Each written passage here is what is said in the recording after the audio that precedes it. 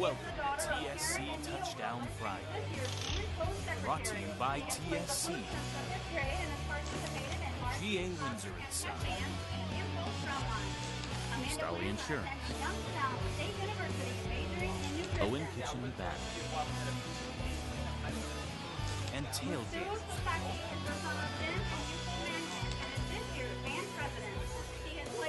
It's the irresistible force versus the immovable object. The Kenton Wildcats and the aerial assault of Matty Mock versus the wing and fling of Kyle Gibson, Connor Pickens, and the Wapakoneta Redskins. The WBL championship is up for grabs. It's TSC Touchdown Friday. The daughter of Jeff and Angie Van Horn. She began playing the clarinet in 5th grade and she has participated in marching, concert, and step band at Impulse Frontline. Courtney plans on attending Bowling Green State University or Waynesburg University, majoring in criminal justice.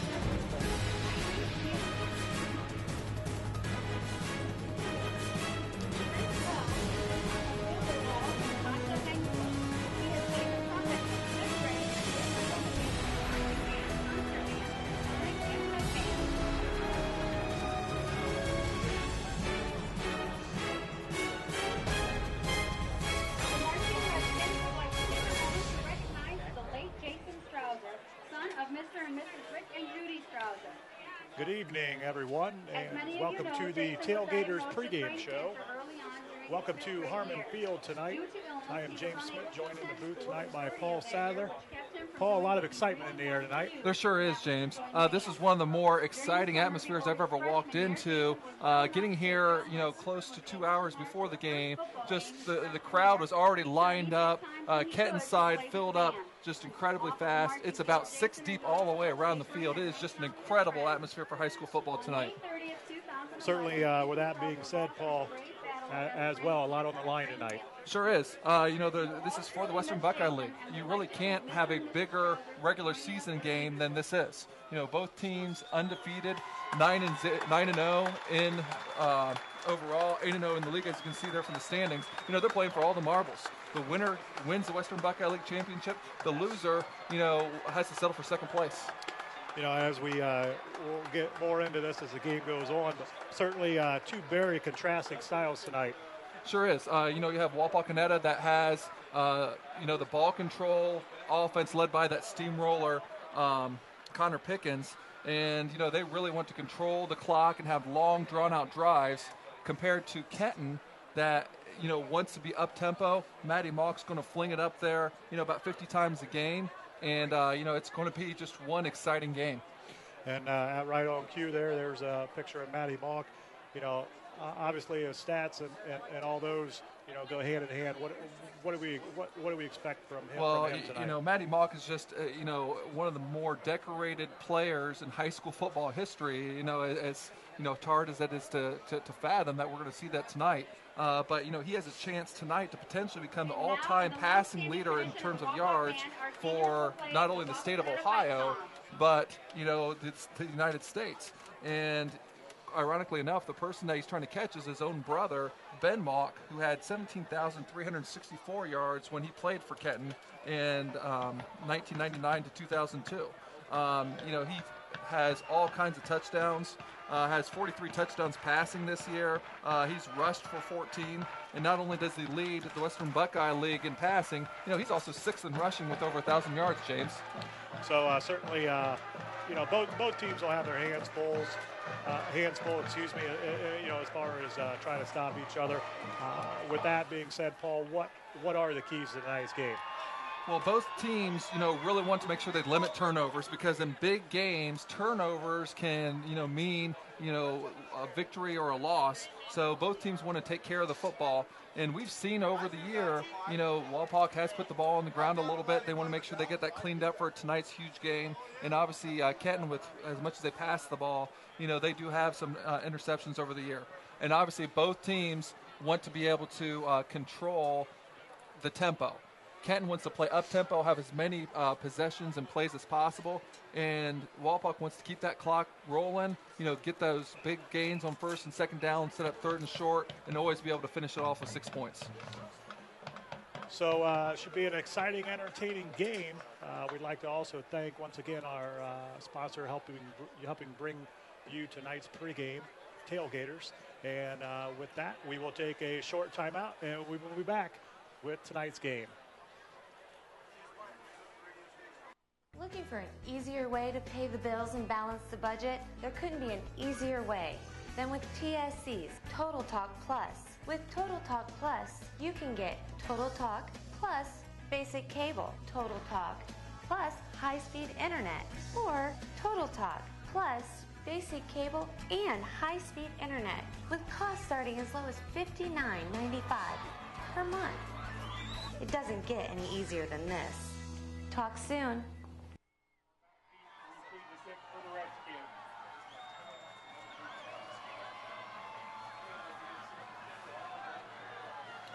And good evening once again, and welcome back to Harmon Field tonight as number 50, Nick Warner, will kick off. And he will kick it deep, and Johnny Crawford and Kevin Kraft deep for the Redskins. Redskins will return it. They're going to wheel it out to the right, and Johnny Crawford will return it out to approximately his 24-yard line, where Wapak will start out first and 10. And Connor Pickens is leading this Wapak offense onto the field. He is third in the Western Buckeye League in rushing, averaging 165 yards a game. And he is also first in touchdowns with 24 touchdowns on the year. The Wapak Redskins, under the direction of Kyle Gibson, signal caller for the Redskins, start out first and 10. His first handoff is going to be to Connor Pickens. And able to break out over a 30-yard line, out to close to a 32-yard line. Should be a pickup of about 7 on the play. Okay, and see with starters here, starting on that big offensive line. Again, this is a very veteran group led by Chris Schwartz and also by Trey Smith. Second down and 2 for the Redskins after an official pickup of 8 yards. Opening drive here, as Gibson will keep it and look for some running room over the right side. And he will be met by number 61, Tim Link, and number 50, Gabe King, coming back from their linebacker positions. No gain on the play. And there we see the offensive starters there. Kyle Gibson, obviously the signal caller, second year as a junior. And we've already highlighted Pickens. As you can see the other running backs there with Wendell Miracle. We'll see also a lot of carries. Officially gave him a yard pickup on the play. Third down and 1 from the 33-yard line. Pickens and Wendell in the backfield. And it's going to go to Connor Pickens, where he's going to get out to close to the 37-yard line. Certainly more than enough ball for a first down. Yeah, and that's Redskin football right there. Good gains on first and second down to set up third and short. Now we have the defensive starters here in that tilt 4-3 for Kenton. Kenton's led there on that defensive front by Christian Goki and Isaac Jeffers. First down and 10, Wapak from their own 37. Opening drive just underway here in the first quarter. Is Gibson looking for some room, get some pressure, and is going to fight back forward and able to get back to the original line of scrimmage, so no gain on the play. Gibson on the quarterback keeper, no gain on the play. And there you see the starting linebackers for Kenton in that 4-3, led by number 50, Gabe King, who leads the Western Buckeye League with an astounding 147 tackles on the year. Second down and 10 after no gain there on first down for the Redskins. Certainly a lot of intensity in the air, both for the players and the crowd tonight. And Pickens nowhere to go. And that was number 61, Alex Laney, on the stunt coming inside, being able to make up the big play in the backfield. That's definitely not what Wapak wants. That sets up a third and long. And there you see the defensive back starters, which actually does feature 2 of their leading tacklers with number 5, Sean Kelly, and 3, Bryce Fackler at the safety positions. But anyway, James, a 3rd and 9, definitely not what Coach Fry wants out of this wing T offense. Certainly this is 3rd and long, puts a lot of pressure on any offense. And Wapak looking to execute here. Second, third down of the game. Getting some pressure again. Gibson looking for some room. Still on his feet. Fumble on the play. And we'll see who has it. No call yet on the field. Kenton recovers. Number 61, Alex Laney. Yeah, and Kyle Gibson, James, was just trying to move around to get that extra yard to try to desperately pick up that first down. You know, sometimes when you're in traffic like that, you might want to just, you know, make sure you secure the ball with two hands, because ball security and punting is a lot better than turning the ball over in that situation. As you can see here in the replay, you know, he's made a lot of guys miss, but, you know, eventually, you know, didn't secure the ball, and now Kenton's got great field position. As Matty Mock going to start out, and you will see a majority of the actions. He's going to tuck that under and look to get what he can, pick up about 3 or 4 on the play, going to get him close to the Wapak 35-yard line. Okay, here's the offensive line starters. Pretty big-sized group. I want to highlight the freshman right tackle, number 78, Jack Hale, 6 foot, 250-pounder. As a short pass over to number 24, Zach Willowitz. Going to be no gain on the play. And tremendous tackle there by Connor Metz, making big plays all year for Wapak. As we see the other starters, all wide receivers, led by Justin Sawmiller, who leads the Western Buckeye League in receiving. 3rd down and 6 for Kenton here. Ball at this point, I would think they're in 4-down territory. As Malk looking for some room, getting flushed out to the left, going to get what he can. Able to get out of bounds, close to the 27-yard line. We'll see, depending on the spot here. Should be enough for a first down. Yeah, and it is signaled a first down, and Malk is just so dangerous. You know, in that spread offense, he's got 5 wide receivers. They just never let up on the pressure as they're right back up on the ball again, and you're trying to cover all those guys because has touch to be able to hit any one of them, but he'll just take off and run in that situations too. He's going to float out to the right, looking for the end zone. It's going to be intended for number 9, Matt Barr. It's going to be incomplete. Alex Greavy and Johnny Crawford back defensively for the Redskins. Okay, and here we see the defensive starters. You know, these are going to be the guys expected to put a rush on Matty Mock all night long, led by Jim Knippen and Cole Thrush.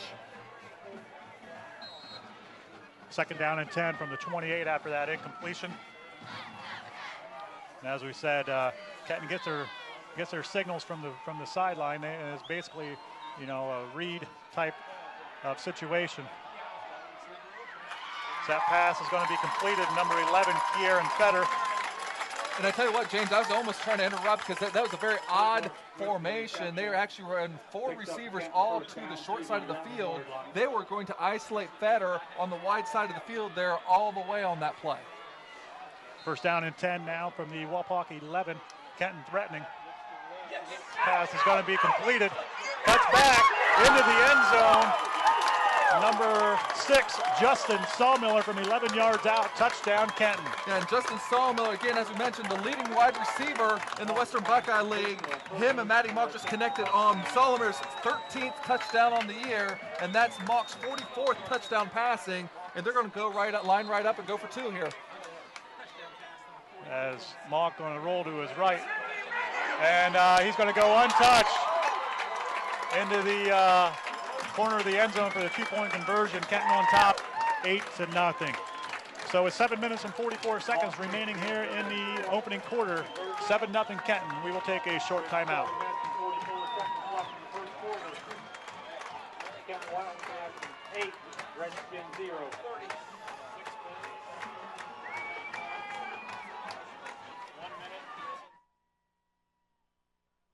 Tailgaters Drive-Thru, located just south of Lincoln Avenue on Defiant Street, has the best pizza in Wapakoneta.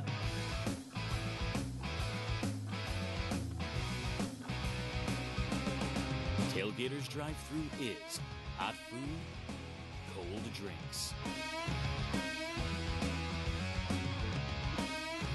Tailgaters Drive-Thru on Defiant Street. We've got what you're looking for.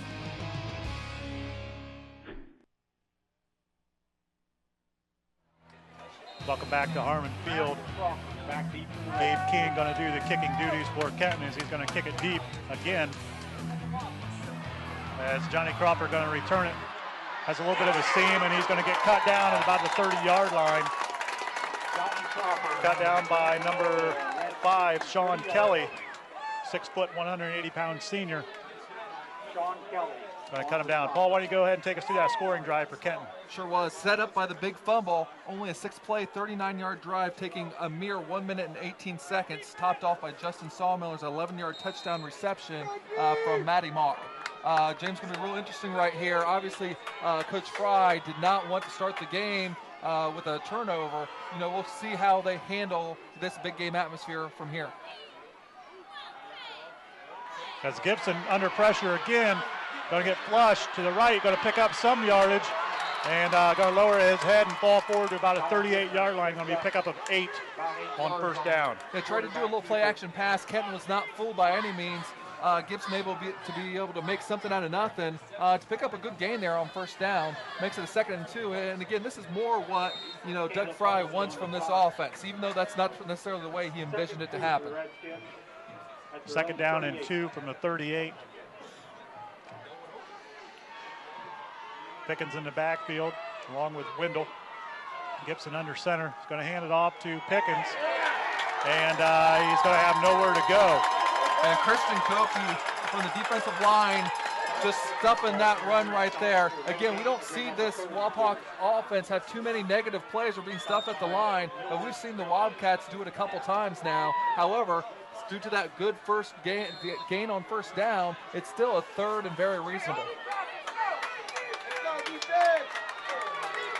3rd down and 2. Officially no gain on the play on the carry by Pickens. And just this Kenton crowd already on its feet this early in the ball game, James. What an atmosphere this is. Handoff going to be to Miracle over the left side, and he's going to fight forward and get out over the 40-yard line to the 41. Should be enough for a first down. And looks like a penalty marker was thrown after the play, Paul. And there's a flag on the play. Yeah, well, we wait for that call, James, which looks to be on Kenton as they appear to be backing up. It's going to be a dead ball personal foul. Big-time pickup right there. That's what getting 3rd and 2 gets you for. You don't have to have that big play to be able to pick up that 3rd down. Miracle on the sweep play, able just to get enough to get the first down, and obviously the extra 15 yards on top of it is going to put them in Wildcat territory. Wapak offensive line, Paul, able to get a little bit of push there up front, and able to create that gap over the left side for Miracle to be able to pick his way through to get that first down.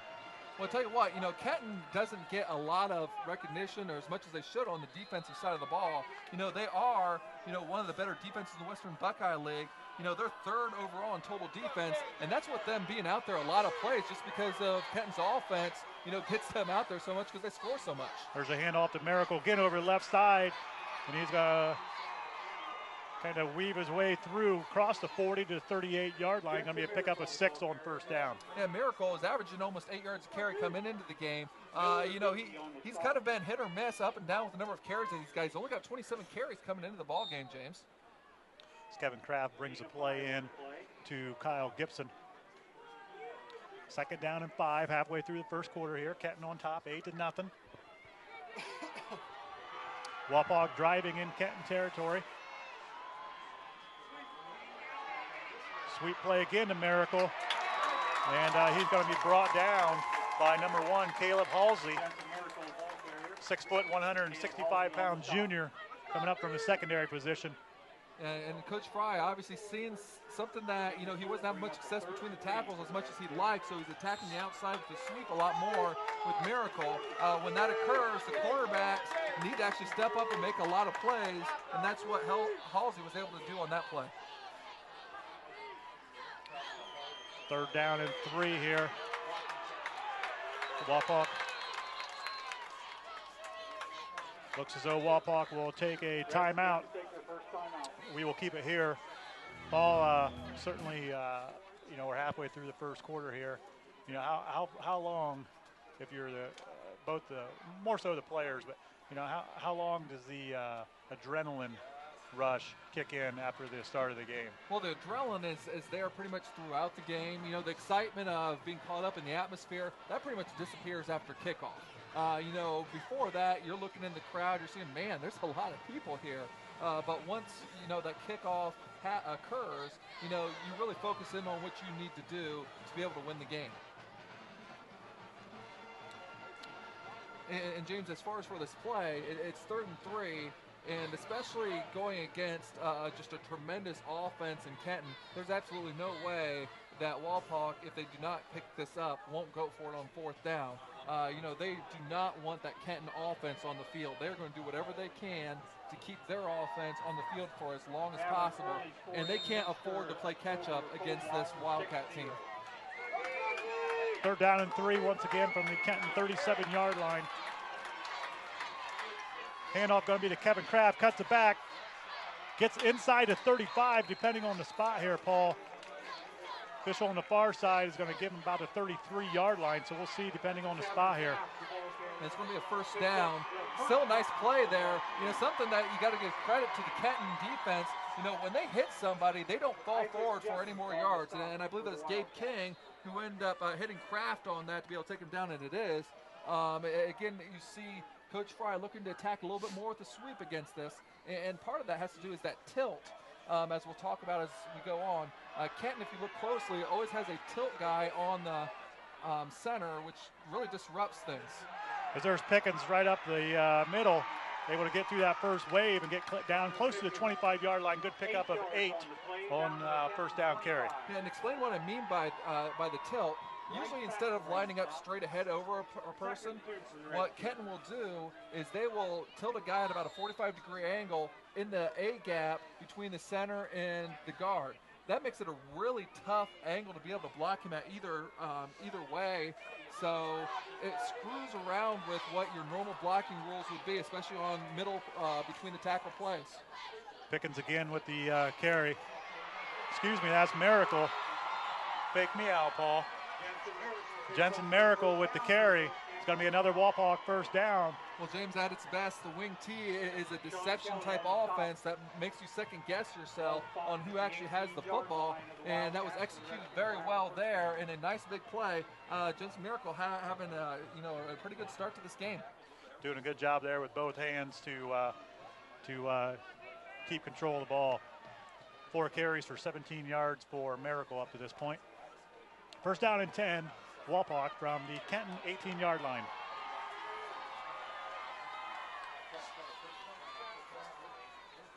As Pickens again going to get across a 15, close to the 14-yard line.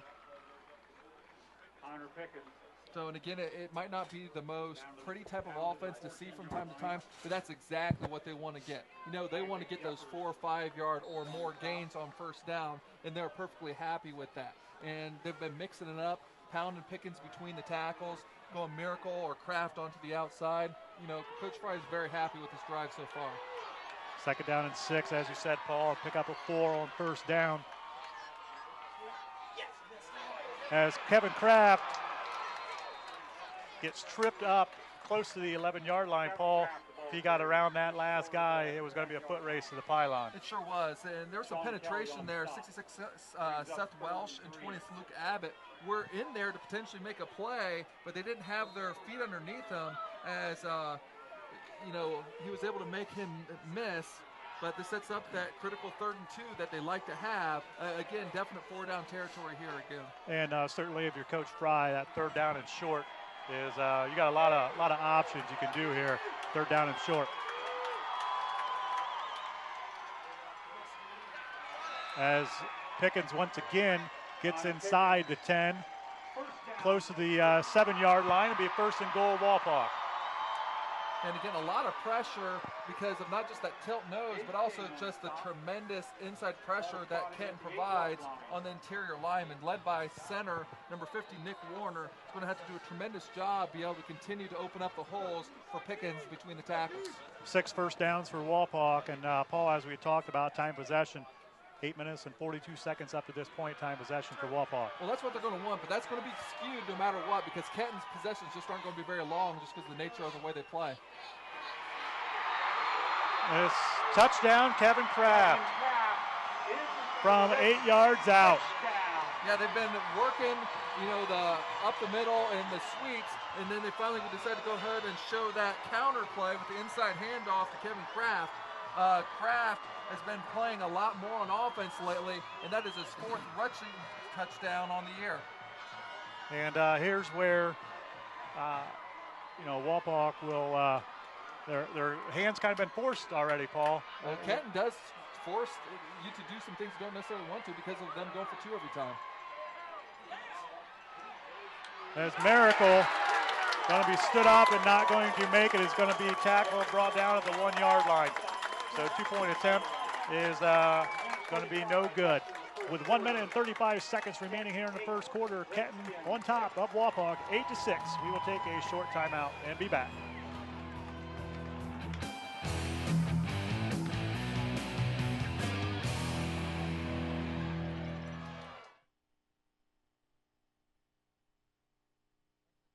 When you see an orange truck, you think GA Windsor & Son Company. But the next time you see an orange GA Windsor & Son truck, we want you to think green. Why green? Because GA Windsor & Son are the original recyclers. Using a modern fleet of trucks, GA Windsor & Son Company collects food co-products from restaurants, food retailers, and food manufacturers in Ohio, Indiana, Michigan, and Kentucky. These food co-products are used to manufacture quality livestock and pet care feed ingredients. So the next time you see an orange GA Windsor & Son truck, think green.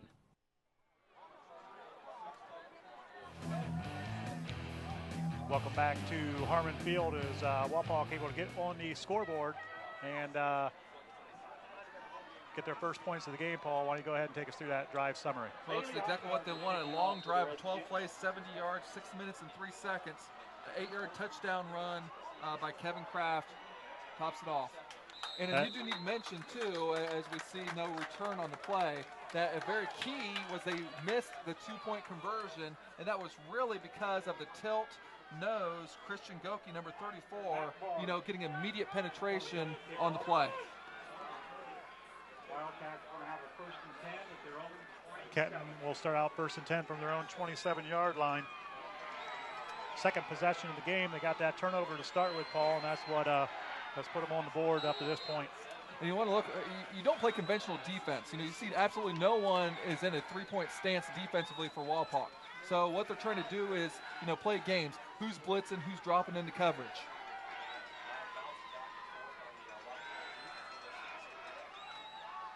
It's Kenton. Mark's going to flip it out to the short side of the field as that's going to be completed. Number 9, Matt Barr. Going to be a short pickup. Short pickup turned into 5, Paul. And Matt Barr on the reception. Pickup of 5. Smoke drops back again, surveying things. Going to tuck it under. And you can see the strength right there and the athleticism of Matty Mock as he able to kind of drag the first man that made contact, able to get out to 33. It's going to leave 3rd down and 4 after a pickup of 2. The first time we've seen Kenton being able to go face with a 3rd down. We'll see how they react.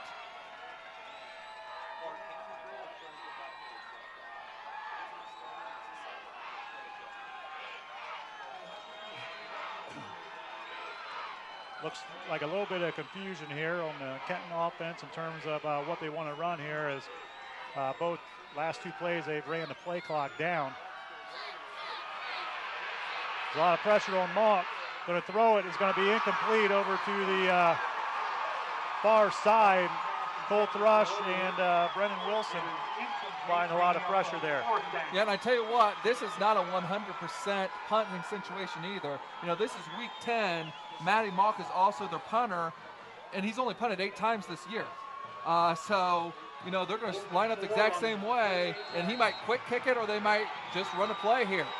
I know in the past, Paul, they've done the John Elway from the shotgun, that rugby-style punt from, a 5-yard shotgun formation. So we'll see what they do here. As penalty flags are flying all over the place. Credit that penalty false start to the Wapak crowd, Paul. Well, I'm not sure if it was the crowd. People were into it, but I can tell you from experience, it's loud, but it's not like how it is where, it should really affect what they do. It's not like they're going on, hard counts or anything. However, it did totally change what they're going to do because they are now in punting formation. So Matty Mock's going to punt for the 9th time this year, and he does lead the Western Buckeye League with an average of 43.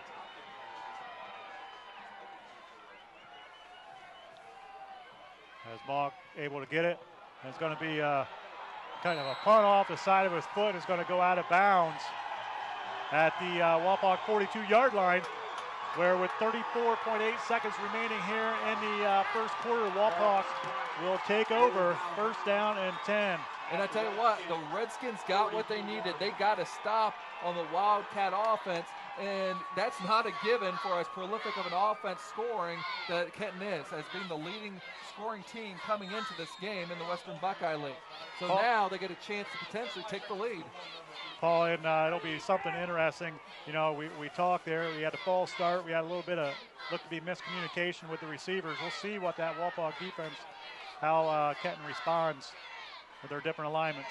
It's Gibson going to tuck it, and now just going to fight for as much as he can, able to pick up a couple short side. Quarterback keeper picks up a couple yards. He had Brandon Chrysler, the tight end, that was kind of streaking down the near side, but was picked up by the secondary. Kind of a slow developing play, and Gibson did the right thing, tucking it and trying to pick up as much as he could. Yeah, second time we've actually seen that play action pass, try to duck underneath so that you kind of hidden. Kenton, again, not fooled. There's a handoff to Kevin Kraft over the left side. Fighting for some room, cuts back, and is going to get close to the 45-yard line. Going to be picking up about 2 on the play. Yeah, Kenton really swarming to the football very well, playing some good team defense. It's going to bring up a 3rd and long, which we don't normally like to see for the Redskins. However, it looks like they're going to have the quarter break to think about it.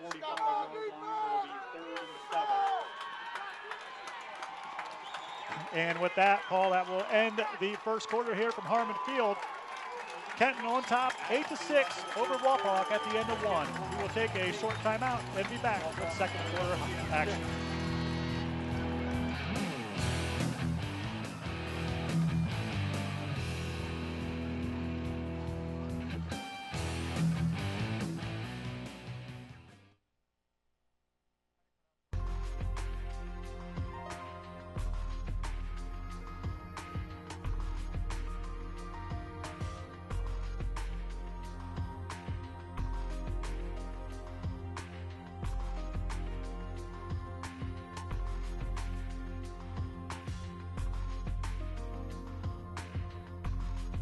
Let Amy Holdgreave Photography capture those special moments with the ones you love. Visit our online gallery at amyholdgreave.com.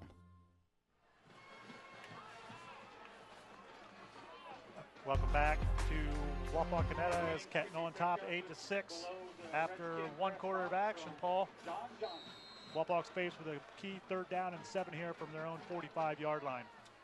Yeah, and I wouldn't be surprised. This is not normal, but it's a big game, and you're going against a prolific offense.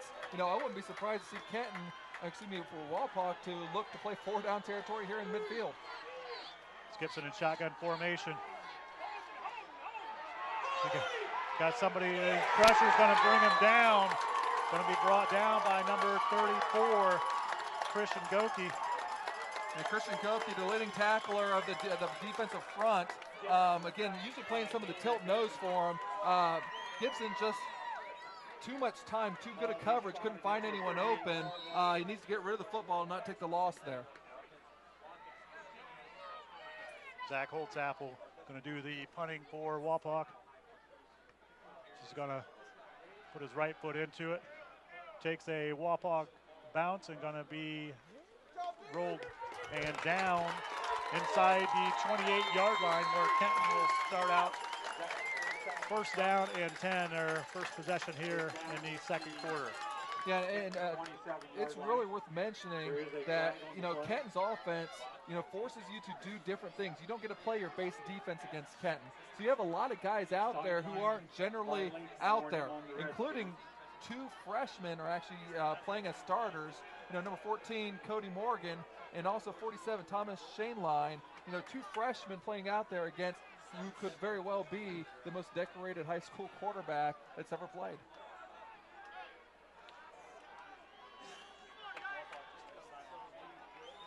And Paul, that penalty was just a sideline warning against the Wapak team over there on the far side. So just a warning up to this point. Mock drops back, looks for some room, pump it, got to tuck it under. Still looking for room. Still looking. These flags are flying all over. Lamont going to throw it deep, and that's completed at number 6. But it's going to come back. Yeah, that's going to come back because that was completed to number 6, Justin Sawmiller. But I tell you what, it's just an exciting play. Mock showing his escapability as he evaded the 3-man rush of Wapak. Wapak only sending, like as I mentioned, 3 men. Thrush, Josh Hartman, and then number 47, the freshman I just mentioned, Thomas Shaneline, are the only 3 people that they're going to try to put pressure on. And you see Mock just running all over the field. And finally, you thought Hartman had a chance to be able to get it, but it's going to be a penalty all the way back there. It's going to really back up the Wildcats. As that was a spot foul, Paul, and go from the 28-yard line, going to be backed up to the 6. So obviously not a good situation, but if you're going to have, first down all the way back there, you might as well have it with, Matty Mock at your quarterback. Field position, for Kenton offense, that pass is going to be completed as he had number 9, Matt Barr, wide open, and that could have spelled trouble for Wapak. Able to dodge the bullet. And you don't see Mock miss open receivers like that too often. And we kind of mentioned this in the pregame. He has such a strong arm. He makes it look effortless. A rare misfire on that occasion. 2nd down and 32 from their own 6. Mock 4-7 up to this point. He's still surveying, looking for some room in his end zone. Still looking. He's going to tuck it under, and he's going to be brought down. Number 33, Brandon Miller, meets him head on. Yeah, Brandon Miller's more one of those secondary guys. He might come on blitzes for the most part, but from his linebacker position, he's going to be back there kind of trying to cover the in-between, and then he's responsible, on the scramble for Matty Mock. So 3rd down and 28 from the 10 here for Kenton. And certainly if you're Wapak, certainly this is a key play here in terms of field position, among other things. Try to get a stop here on 3rd down. But still a very dangerous situation anytime they still have the ball. I don't care if it's 3rd down or not. And Kenton will take a timeout, and with that we will take one as well with 9 minutes and 57 seconds remaining here in the 2nd quarter. We will be back to Harmon Field after this short message.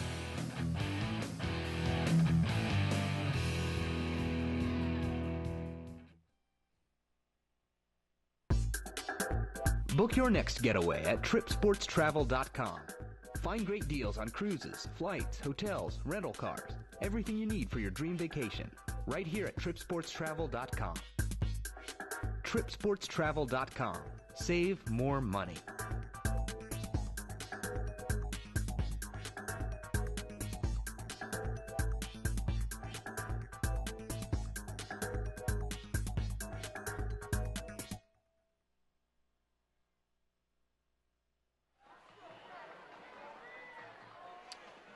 And welcome back to Harmon Field as Kenton on top 8-6 and facing a key 3rd down and long, 3rd and 28 to be exact, from their 10-yard line.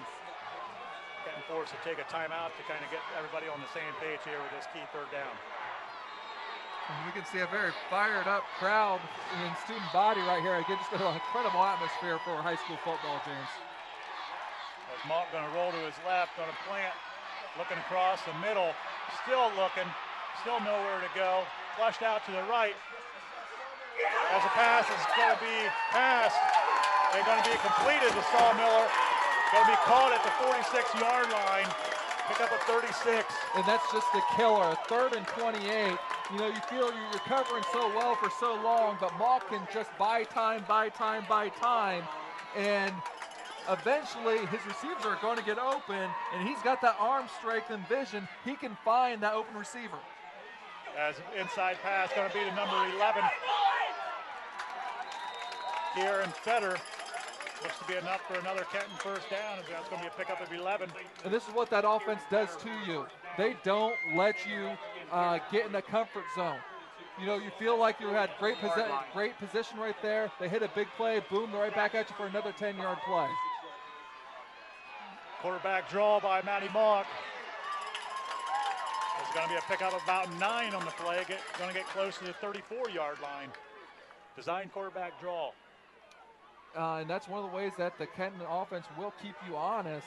You know, it's not always just going to be Mock back there waiting. You know, sometimes he'll attack as well. Wilson on the stop for the Redskins. Mock looking over to the right. Going to be a little high.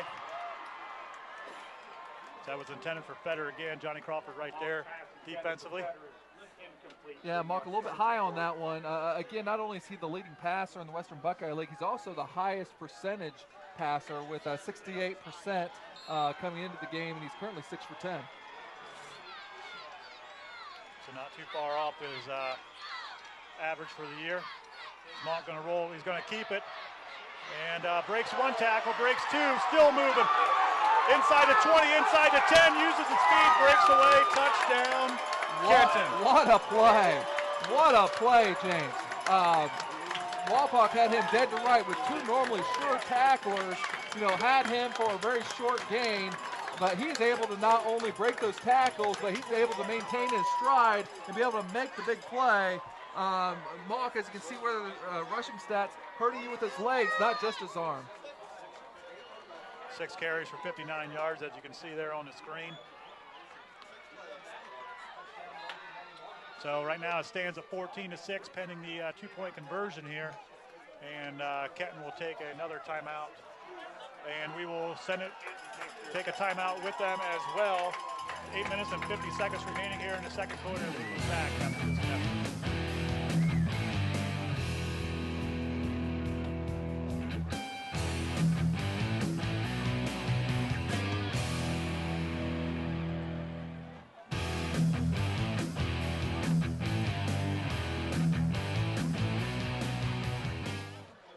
Summary for me.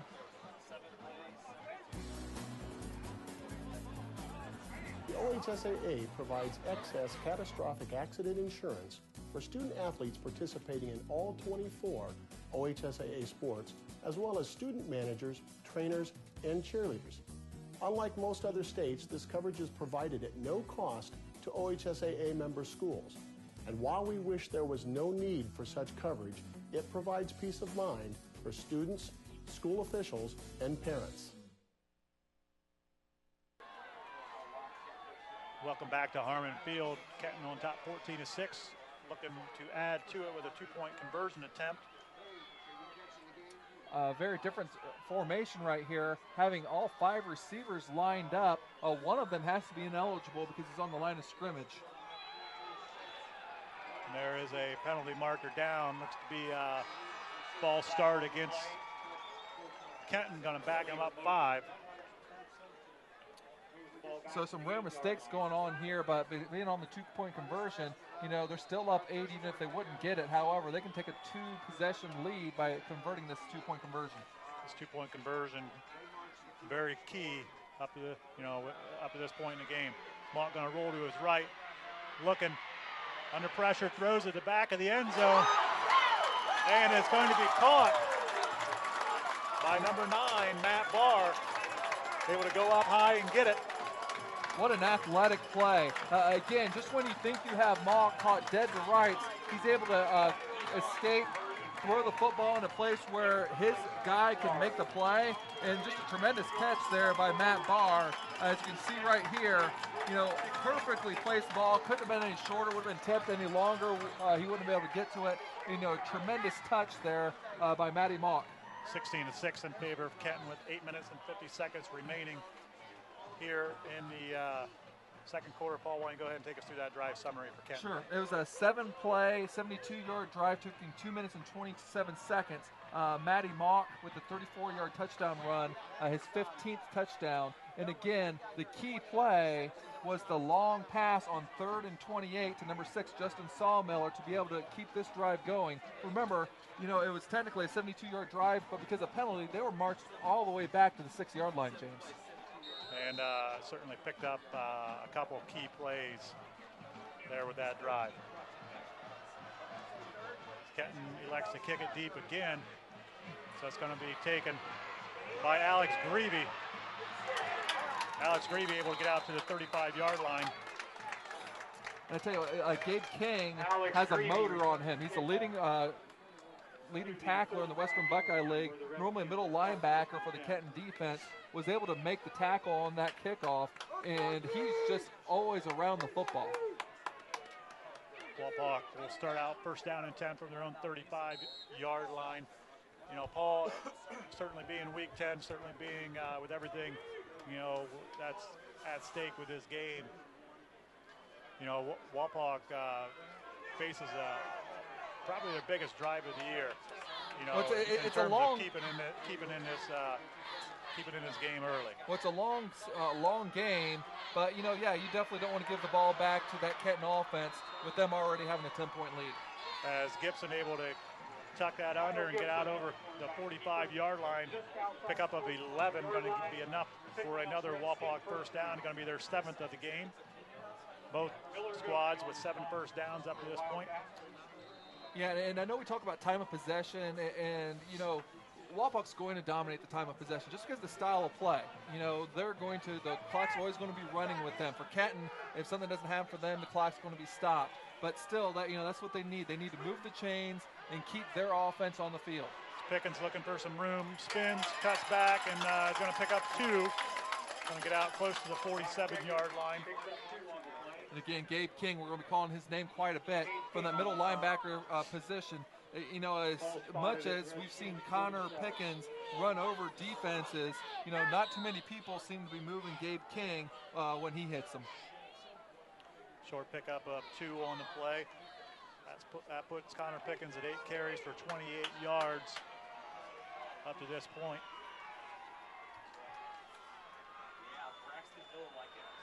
As Gibson going to tuck it under with a quarterback draw again. He's still going, still on his feet.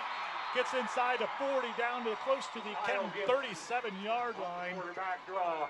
Going to be a pickup of 16 on the play. Yeah, and Kyle Gibson saying, hey, you know, I can run the football pretty effectively too. He's able to escape and make, you know, a big play for the Redskins. And this is going to be a big momentum drive for the Redskins. Give Kyle Gibson 8 carries for 33 yards thus far in tonight's contest. As Kevin Kraft going to cut it back, and he's going to be brought down inside the 35-yard line. Inside the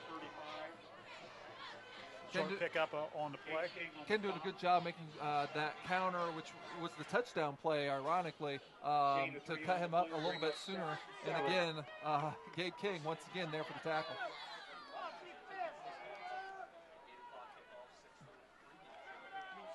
Second down and 7 after the pickup of 3.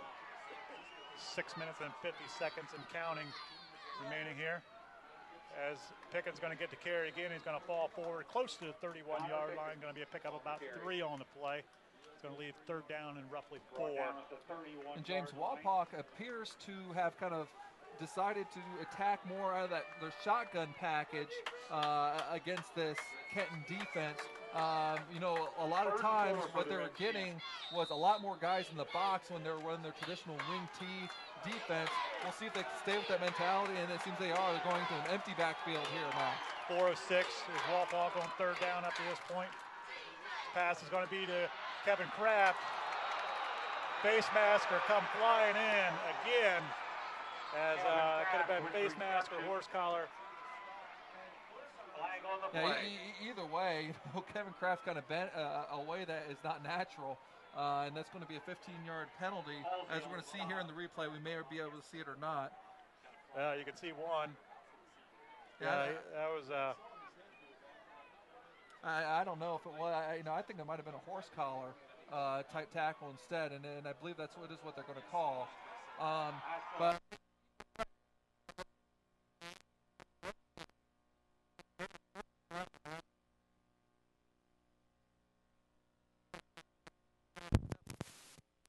However, you know, they try to influence the defense by pulling linemen the other direction, and they do have options to go that way out of that package as well. So after 15 yards is marched off for the horse collar. It's going to be 1st and 10. Redskins at the Wildcat 14-yard line.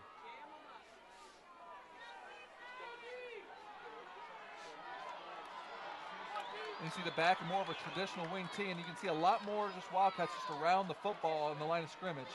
As Miracle with the carry, going to dive forward. Going to need maybe a pickup of a yard on the play. Seth Welsh coming from his outside linebacker position to make the tackle on that play. Isaac Jeffers on the stop. 2nd down and 8. Officially gave him a 2-yard gain on the play. Just under 5.5 minutes remaining here in the 2nd quarter.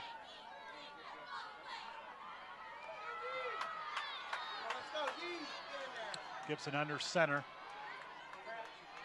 Trap play. Nice quick trap play by there, led by Mason Sidney, number 63, this big sophomore offensive lineman for Wapak, able to spring ahead for the big gain there for Pickens. Brings up a 3rd and 1 from the 5-yard line. 3rd down and 1 here from the 5. And you can see the stats there. Pickens kind of being held in check a little bit for what he's used to, averaging only 3.8 a carry. Coming into the game, he's averaging, a little over 7 yards. Gibson once again under center. He's got Pickens behind him. Flags go flying.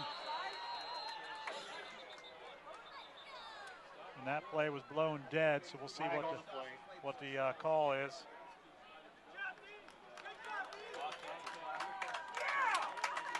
Looks to be preliminary false start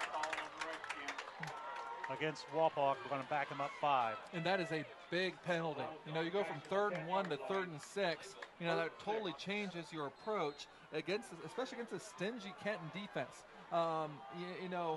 It's really tough to be able to, make up for that 5 yards in some situations, especially considering that Kenton can potentially shut you down on any given play.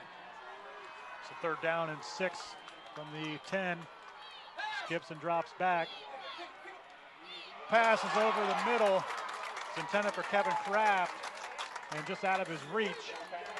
Going to fall incomplete. And that's what I mean. You went from probably a 3rd and 1, going to run the ball to be able to try to pick up the 1st down. Now you call a pass. It's definitely the right call, and the ball just right there in the hands of Kraft easily could have been caught for a touchdown. But now this brings up a crucial 4th down, and we'll see what Doug Fry's got dialed up here for the Redskins. As Greavy, Brandon, and Crawford going to bring a play in. 4th down and 6 here, Paul. Wapak looking to roll the dice here, so to speak. And I would look for the ball to go to number 21, Kraft here. And we're going to get a timeout.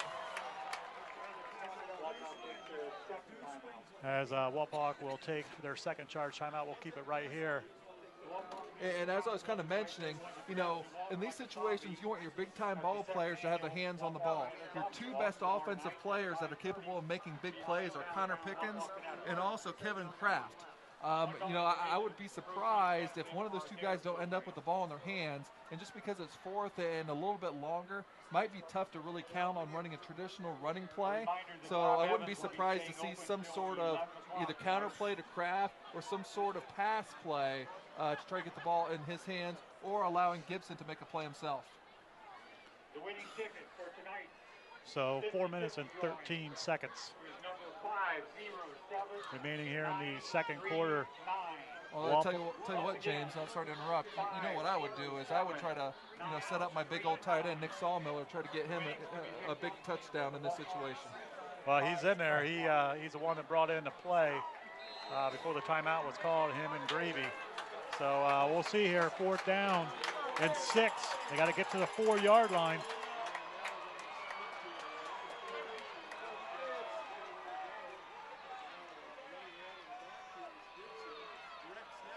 Direct snap. He's got room. Touchdown, Connor Pickens. What a play by Coach Fry. Coach Fry definitely used that timeout wisely. He set something out there that they haven't seen all year. Coach Fry would run a variation of formation of that when he was at St. Mary's. I've never seen with the back and forth motion with the quarterback, kind of a wildcat snap. to be able to get directly to Pickens. Great blocking, but a little bit of strange motion there kind of led to some potential confusion, and a big touchdown here for the Redskins. Cuts the Kenton lead to 16-12, and once again forces the hand of Wapak. They will have to go for two. It's Gibson now in shotgun formation. Over to the right, pass is going to be completed, but nowhere to go.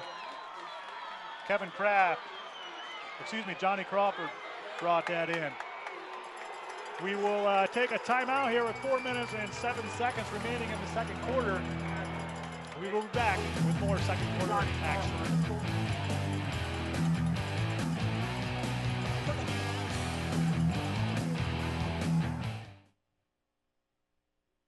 For over 100 years, the Stolly Insurance Team has been looking out for you.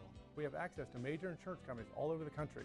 And together, we can customize an insurance program that will offer you the best coverage for the best premiums. Let us look out for you. Give us a call for a personalized proposal today. Proudly featuring Motorist Insurance, Stolly Insurance in Lima, Wapak, Salina, and Lakeview. Representing Motorist Insurance Group and other fine insurance companies. Stolly Insurance.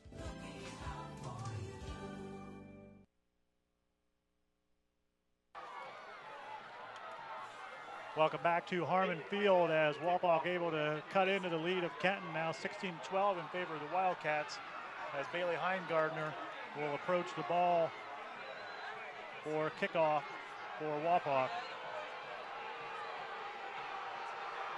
As I think we're waiting on the official. Well, I'll tell you what, Coach Mike Mock for Kenton still very upset, and he probably has a little bit of a reason. I don't know if you could tell from the replay, but Kyle Gibson on that play was moving forward, and you're not allowed to move forward when you run into motion like he did, which easily could have been flagged as a illegal motion penalty. So, he is definitely getting, an earful or giving an earful to the officials. So I think Coach Malk spoke his piece, and with that, we will get ready as Wapak will kick off. It's going to be taken by Fetter as he loses it. Going to be picked up inside his 15. Got a little bit of room, and he's able to fall forward close to the 25 out to the 26-yard line. Yeah, what could have been disaster actually ends up being a pretty decent return. Let me talk about the drive summary there. Again, another long drive, 10 plays, 65 yards for 4 minutes and 37 seconds. Connor Pickens out of the Wildcat snap, 10-yard touchdown, his Western Buckeye League leading 25th rushing touchdown of the year. 3 minutes, 58 seconds remaining here in the second quarter, so plenty of time here for Kenton. As Malk in shotgun formation looks to the right, he's got Fetter over there, one hops it. They're going to give him the completion as he's going to be brought down by Miller. That looked to be pretty close to a one-hopper, but Fetter having a little bit of a issue holding on to the ball, kind of cleanly here these last two times. As you can see here through the replay, it didn't touch the ground. He just didn't catch it cleanly there. Malk in shotgun formation again. He's going to short hop there. That was intended for Barr. And was about 3 yards too short. Yeah, it's the third time we've seen that. We can't expect him to be Superman and be completely accurate each time, but he did miss a wide open player once again there, and that brings up a third down. With virtually no time ran off the clock here, so key third down here for Wapak. As Malk looks for some room, he's going to tuck it under. He's going to lower his shoulder, and he's going to get out over the 40-yard line. Going to pick up about 10 on the play. Going to be more than enough for a Kenton first down. Yeah, Malk's just such an athlete. Number 22, Zach Smergy, only a sophomore, playing in that kind of spy role in the middle linebacker position, looking to see where Malk is. When he comes up, he's got to step up and make that play. That gives him now 70 yards rushing on the game. This pass is going to be completed. As Sawmiller is going to haul it in, it's going to be brought down at the Wapak 42-yard line. Another first down for Kenton, number 9 up to this point. Kenton really good at piling it on. Once they get that back-breaking third down play, they attack right now, and they've gotten big plays after, those big third down conversions. First down and 10, Kenton at the Wapak 42. Flags flying all over the place again. Ball start against Kenton is what the preliminary call is. Going to back him up 5. Looked to be the whole left side of the line was on a different snap count than. Yeah. But as we mentioned, you know, this offense can overcome those type of penalties. As our stat guy, Aaron Utrup, let us know that is the 6th penalty of the ball game for Kenton. Walk once again. As he's getting pressure again. Still tucks it under, still running, lowers his shoulder, and going to get back to the original line of scrimmage. And I tell you what, James, you know, I generally don't complain about an official's non-call, whatever, but there was just an obvious push in the back there in the backfield, you know, on Kenton. As you can see here in this replay. Right there, number 78. Actually, not right there, but previous to that. Yeah, right there, actually. As pass is going to be completed to Fetter. It's going to be pick up about a yard on the play. Stop going to be made by number 20, Josh Hartman, coming up from his linebacker position. Able to stop Fetter for a gain of maybe 1 on the play. Third down and 13 here. And again, you know, they're 3 for 4 in the game on third down conversions. You know, this distance doesn't affect Kenton as much as it might other teams. Looks to be the receiver to the near side is lined up off sides. We'll see if that's called. Looks like Fetter's lined up. So they're going to let it go, it looks like. As penalty marker down again, it's going to be completed to Fetter, and he's going to be brought down inside the 35-yard line. We'll see what the penalty is. Well, the flag down the field, and 77 Nathan Bracey, you know, just hitting his helmet, very frustrated, thought he had Mock for the sack, wasn't able to make the play.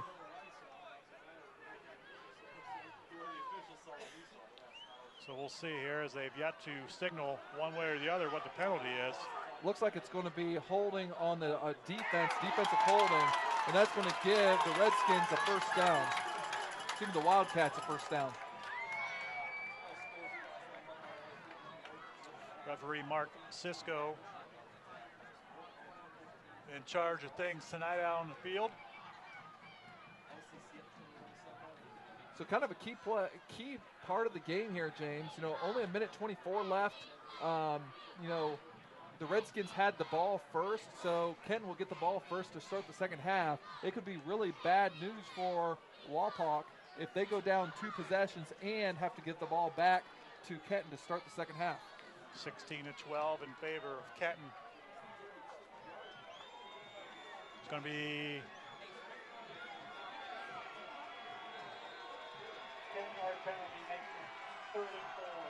third down and 4, as it looks like they went ahead and took the play, Paul. As Monk going deep, and it's going to be complete to Justin Sadler. Going to be completed close to the 12-yard line. Yeah, Matt Barr, the slot receiver, running a corner route, beautifully executed and ran, and Kenton continues to excel on third downs. Again, he's just fun to watch throw the ball, isn't he, James? He sure is. He's going to tuck it under and try to get as much as he can here. Going to lower his head, get inside the 5, inside the 2. It's going to be marked down out of bounds at the 1 with 55 seconds remaining here as we get a good look right there from our near side camera. And Mock's showing you the total package, why he's going to play at Missouri next year. You know, the escapability. We saw the touch before. We saw him break a tackle on Brandon Miller. And then we see him put the shoulder down and to knock down a defender trying to tackle him. Again, just showing that he can pretty much do it all offensively.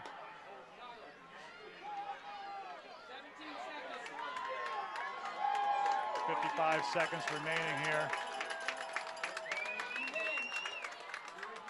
Clock running down here, James.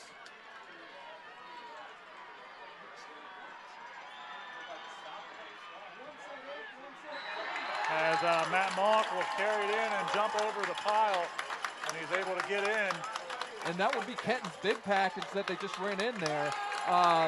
Kenton, normally a spread team with 5 wide receivers, actually brought some bigger bodies in there for the sole purpose of running their version of a goal line offense.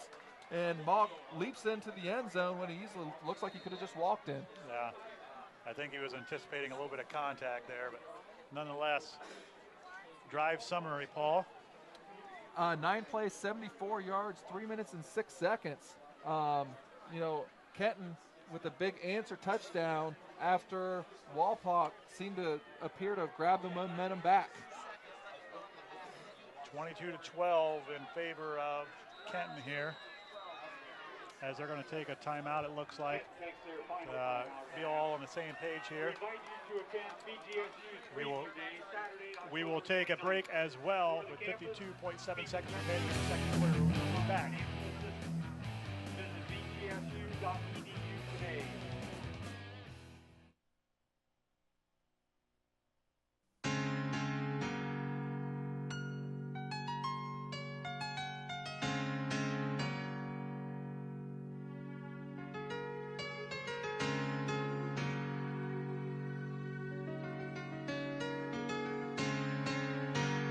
It's your special day. Remember it forever with Premier Event Concepts, professional event and video production. Let us tell your love story.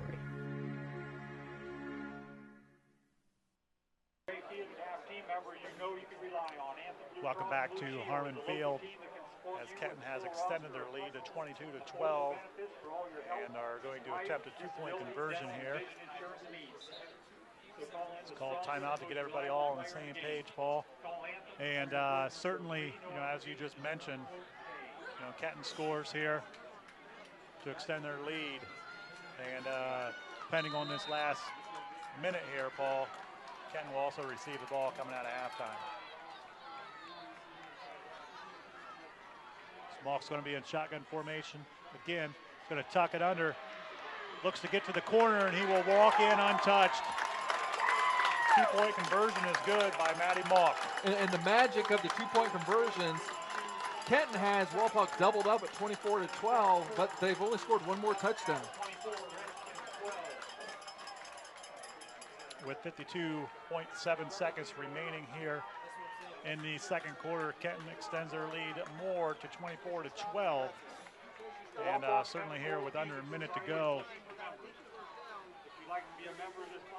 Well, obviously, James, this is a very, very big game for the Western Buckeye League Championship. The winner wins it outright. Kenton has won 3 straight Western Buckeye League championships. Wapak looking for their first Western Buckeye League championship since 2006. Also, all time, Kenton is currently tied for 3rd with 8 Western Buckeye League titles, and Wapak is tied for 5th with 7 overall Western Buckeye League titles.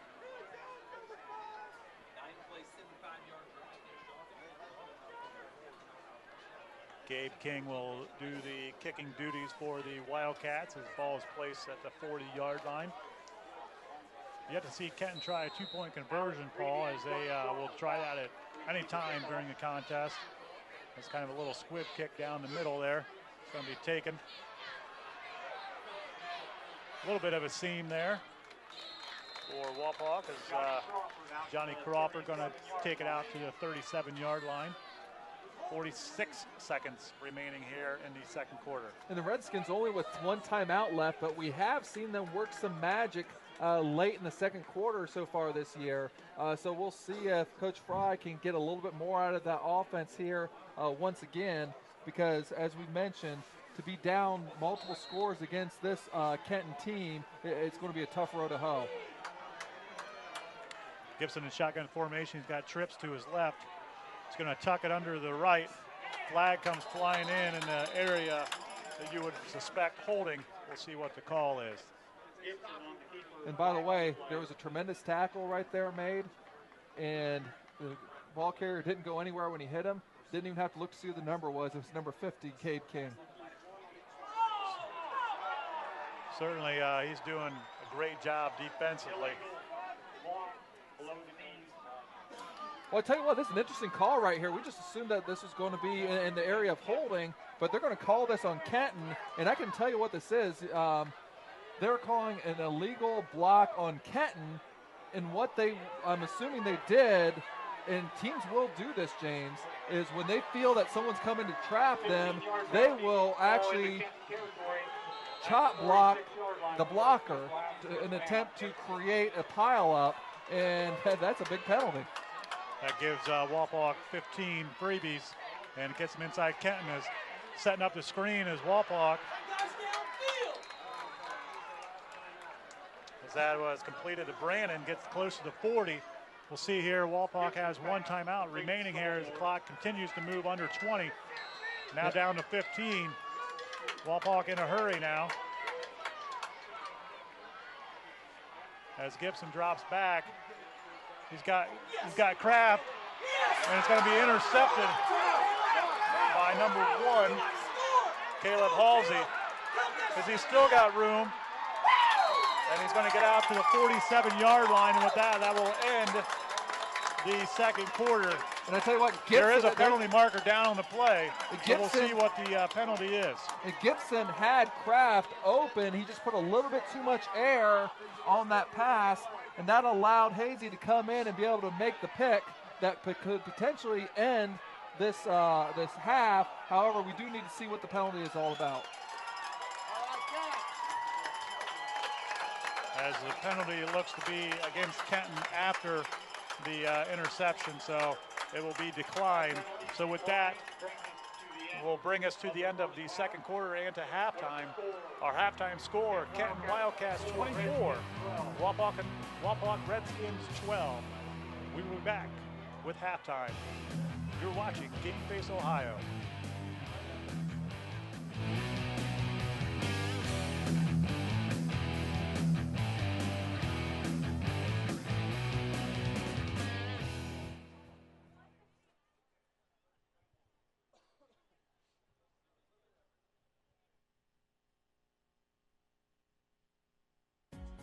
Owen Kitchen and Bath Showroom has been family owned and operated since 1990.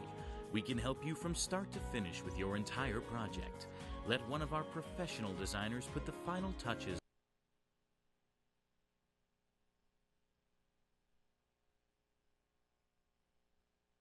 Looking for an easier way to pay the bills and balance the budget? There couldn't be an easier way than with TSC's Total Talk Plus. With Total Talk Plus, you can get Total Talk plus basic cable, Total Talk plus high-speed internet, or Total Talk plus basic cable and high-speed internet with costs starting as low as $59.95 per month.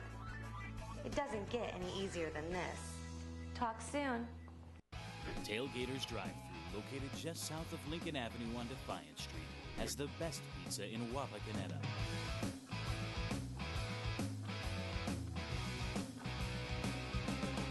Tailgaters Drive-Thru is hot food, cold drinks.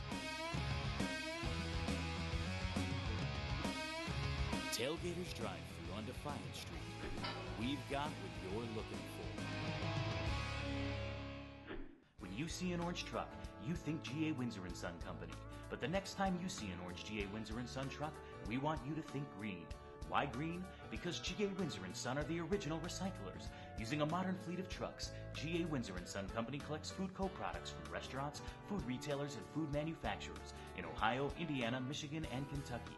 These food co-products are used to manufacture quality livestock and pet care feed ingredients. So the next time you see an orange G.A. Windsor & Son truck, think green.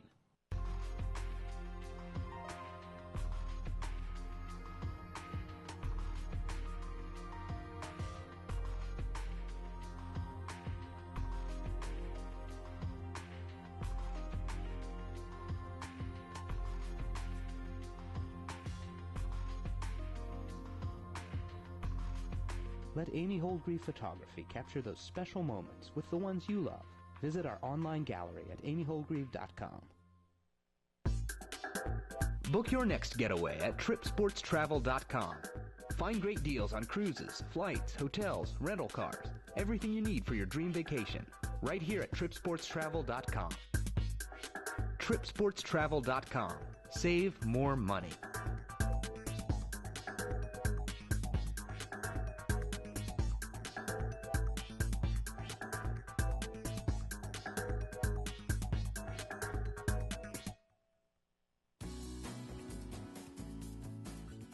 OHSAA provides excess catastrophic accident insurance for student athletes participating in all 24 OHSAA sports, as well as student managers, trainers, and cheerleaders. Unlike most other states, this coverage is provided at no cost to OHSAA member schools. And while we wish there was no need for such coverage, it provides peace of mind for students, school officials, and parents. For over 100 years, the Stolly Insurance Team has been looking out for you. We have access to major insurance companies all over the country. But together, we can customize an insurance program that will offer you the best coverage for the best premiums. Let us look out for you. Give us a call for a personalized proposal today. Proudly featuring Motorist Insurance, Stolly Insurance in Lima, Wapak, Salina, and Lakeview. Representing Motorist Insurance Group and other fine insurance companies. Stolly Insurance.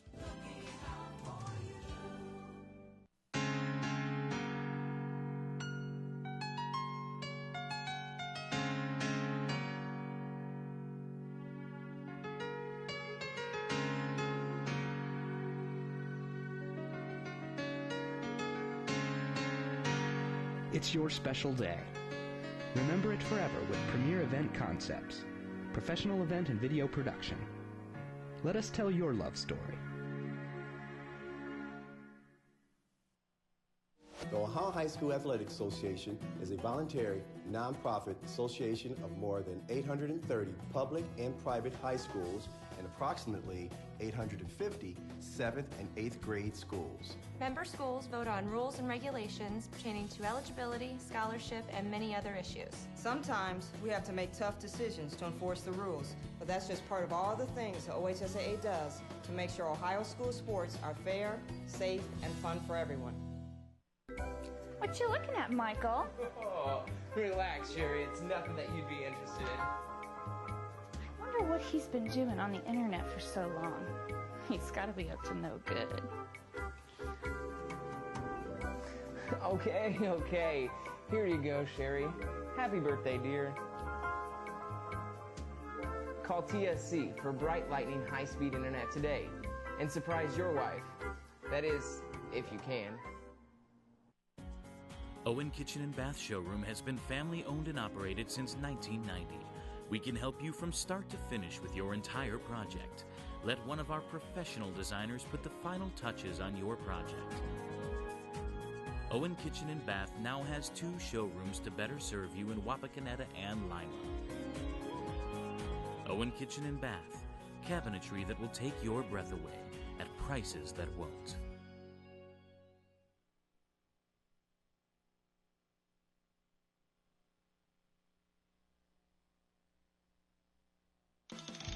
Tonight's broadcast of TSC Touchdown Friday is brought to you by TSC, G.A. Windsor & Son, Stolly Insurance, Owen Kitchen and Bath, and Tailgaters.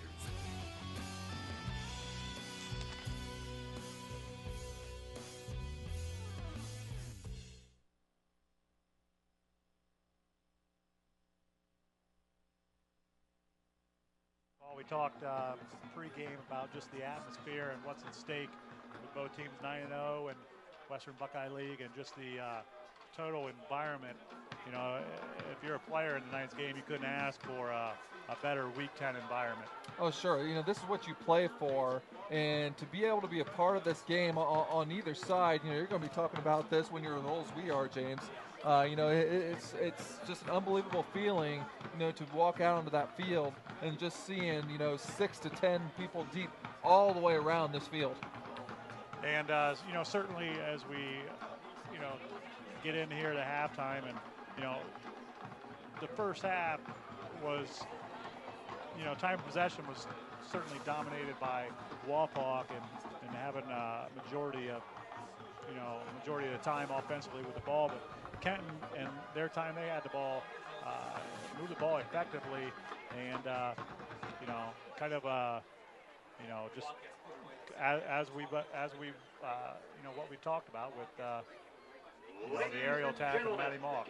Yeah, and that's pretty much their game. You know, Matty Mock, you know, doing a really great job, you know, through the air and through the legs and with his legs. So, we're going to go ahead and check these out with some replays.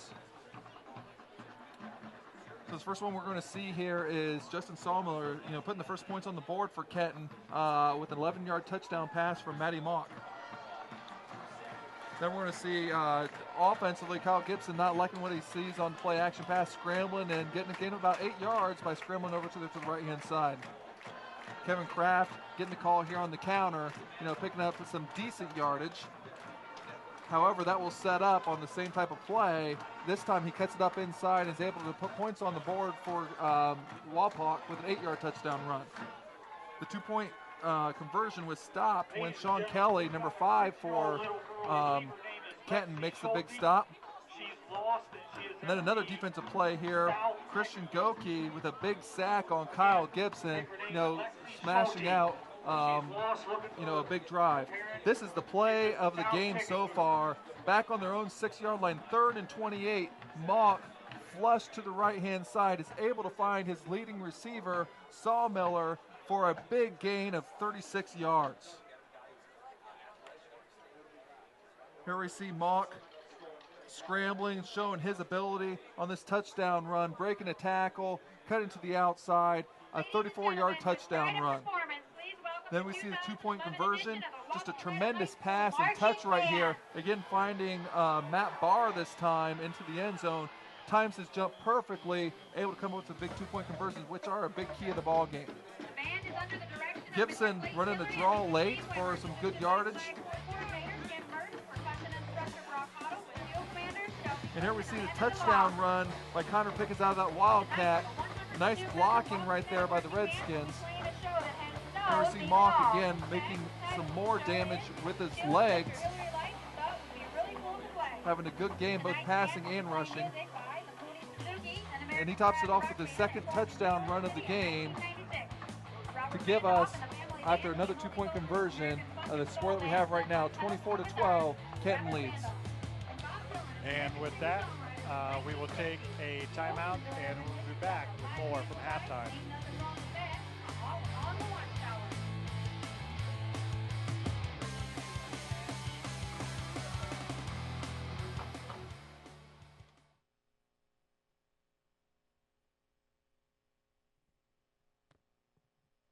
Tailgaters Drive-Thru, located just south of Lincoln Avenue on Defiance Street, has the best pizza in Wapakoneta.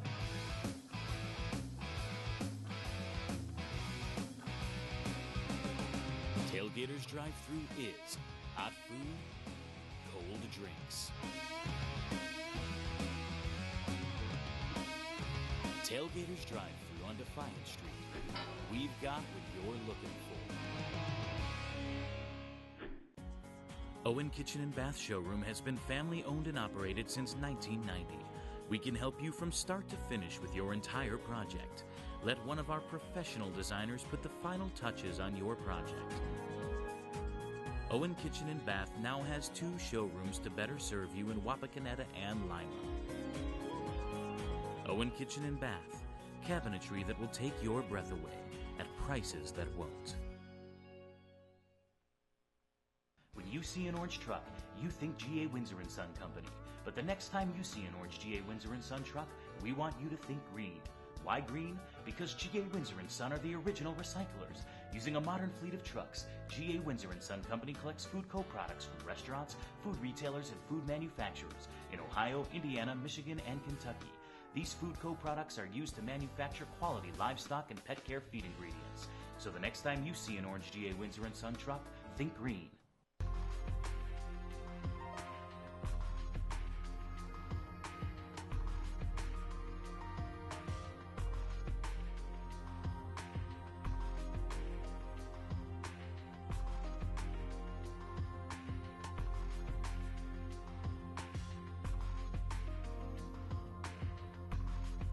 Let Amy Holdgreave Photography capture those special moments with the ones you love.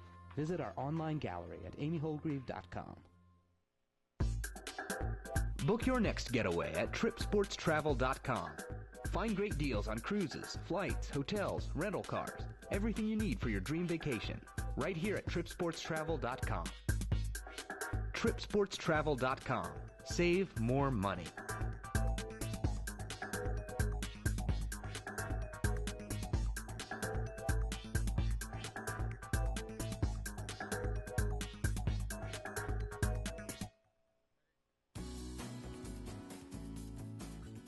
OHSAA provides excess catastrophic accident insurance for student athletes participating in all 24 OHSAA sports, as well as student managers, trainers, and cheerleaders.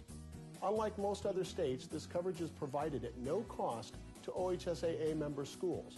And while we wish there was no need for such coverage, it provides peace of mind for students, school officials, and parents. For over 100 years, the Stolly Insurance Team has been looking out for you. We have access to major insurance companies all over the country. And together, we can customize an insurance program that will offer you the best coverage for the best premiums. Let us look out for you. Give us a call for a personalized proposal today. Proudly featuring Motorist Insurance, Stolly Insurance in Lima, Wapak, Salina, and Lakeview. Representing Motorist Insurance Group and other fine insurance companies. Stolly Insurance.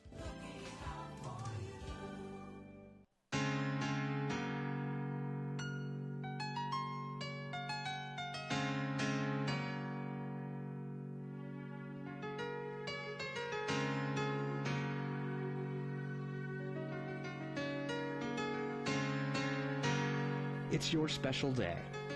Remember it forever with Premier Event Concepts, professional event and video production. Let us tell your love story.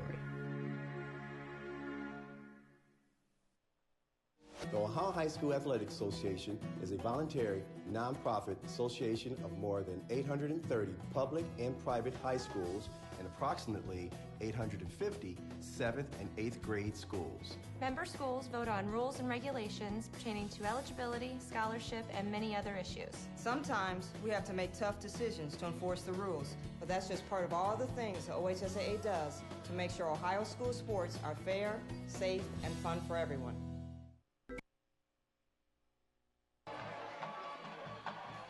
Welcome back to halftime here at Harmon Field as the visiting Kenton Wildcats are on top, 24-12 over the Wapakoneta Redskins. And Paul, certainly been a back and forth affair here in the first half, and both teams come in as advertised. What are some key stats and key performers up to this point? Well, let's go ahead and look at the team stats first. And as advertised, the two different styles that we see. You know, Wapak doing most of their success on the ground. Kenton through the air, but also the legs of Matty Mock. Believe it or not, 124 yards passing is probably kind of low for Kenton.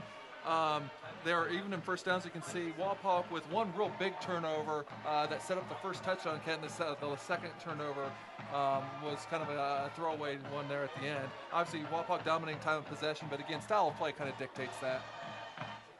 And with that, Paul, who are some key performers both ways? Obviously, Kenton rushing the ball. Matty Mock really excelling with 10 carries or 83 yards. Passing the ball, he's 10 for 15 passing for 124 yards and a touchdown. Receiving, Kieran Fetter leads the way with 4 catches for 34 yards. And leading in yards is Saul Miller with 3 catches for 63 yards. Over to Wapak. Wapak's kind of spread it out, no one really getting big yards.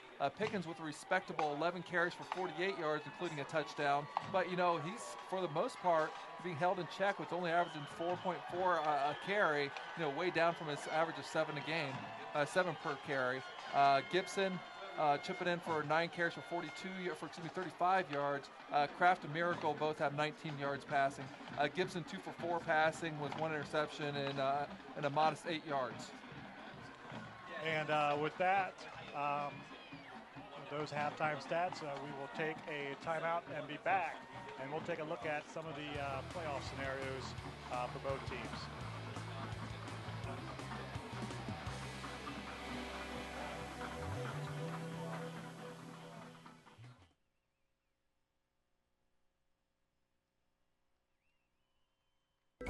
What you looking at, Michael? Oh, relax, Sherry. It's nothing that you'd be interested in. I wonder what he's been doing on the internet for so long. He's got to be up to no good. Okay. Here you go, Sherry. Happy birthday, dear. Call TSC for bright lightning high-speed internet today and surprise your wife. That is, if you can. Tailgaters Drive-Thru, located just south of Lincoln Avenue on Defiance Street, has the best pizza in Wapakoneta.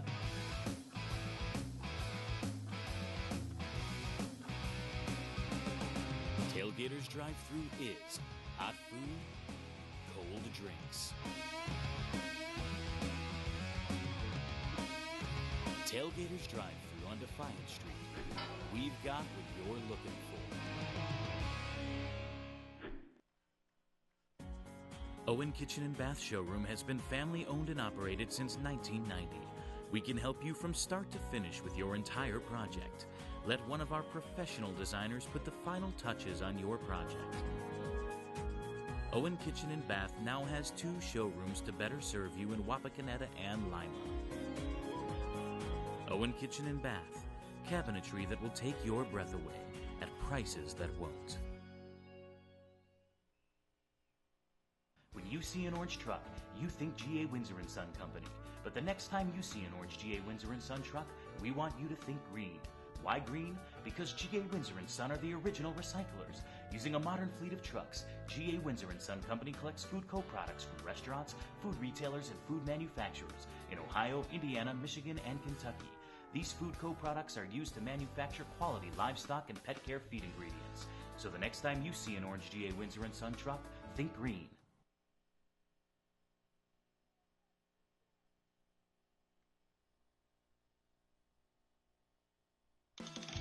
Tonight's broadcast of TSC Touchdown Friday is brought to you by TSC, G.A. Windsor & Son, Stolly Insurance, Owen Kitchen and Bath, and Tailgaters. Welcome back to halftime, as Kenton is on top 24-12 over Wapak.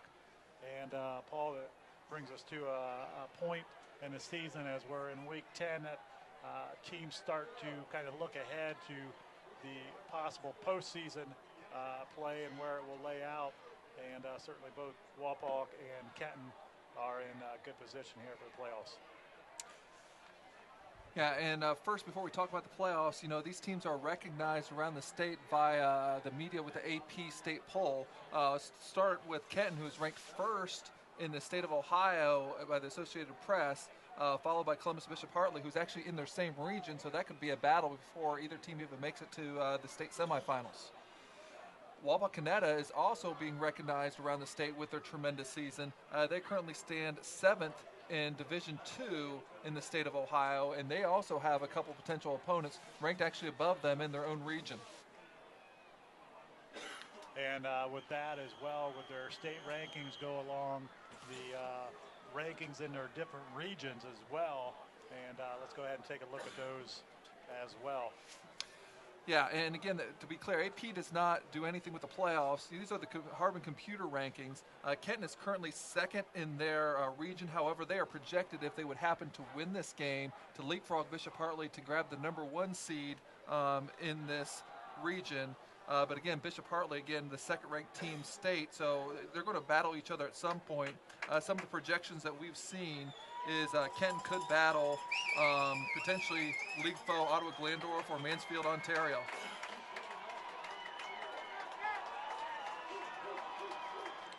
And going over to Wapakoneta in Region 8, Division 2, they're currently standing at 5th. If they would happen to win this game, they would jump up to either 3rd or 4th and host a first-round game, as the top 8 teams do qualify for the playoffs, or the top 4 to host the game. However, if they are unsuccessful in this game, they project out to stay about 5th, and they may end up playing Franklin, who is currently at 4th. Also need to mention that Kings Mills as well as Trotwood Madison are 2 of the more highly respected teams in the state as well. Just a really loaded region for the Wapak Redskins.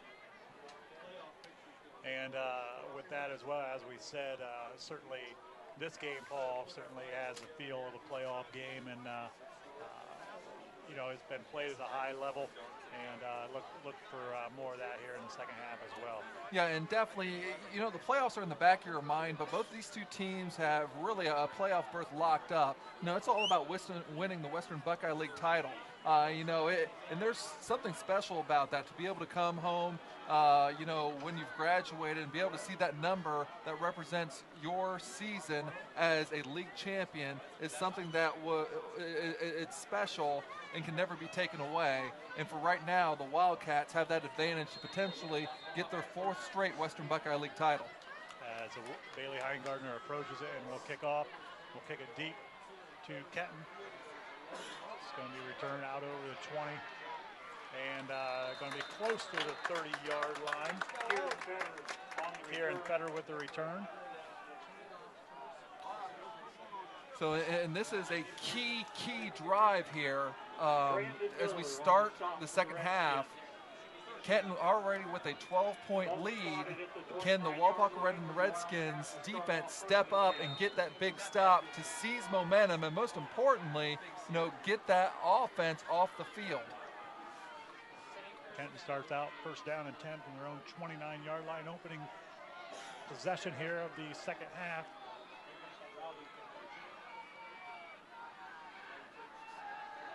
As Malk drops back and once again going to be flushed. Going to look for some room. Gets out to 35, out to the 40. Going to lower his head and going to get forced out of bounds. Close to the 44-yard line, as there's going to be a penalty marker down on the far side, Paul. There is a flag on the play. Again, we'll check to see what the marker is, but Malk, again, just showing how dangerous he is escaping the pocket.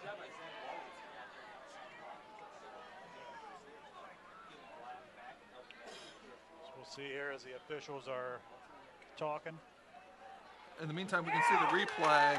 It's going to be a penalty on Wapak, and not a very good start to the half, as giving up a big run and then also tacking on a 10-yard defensive holding penalty on top of it, and Kenton very quickly in Redskin territory.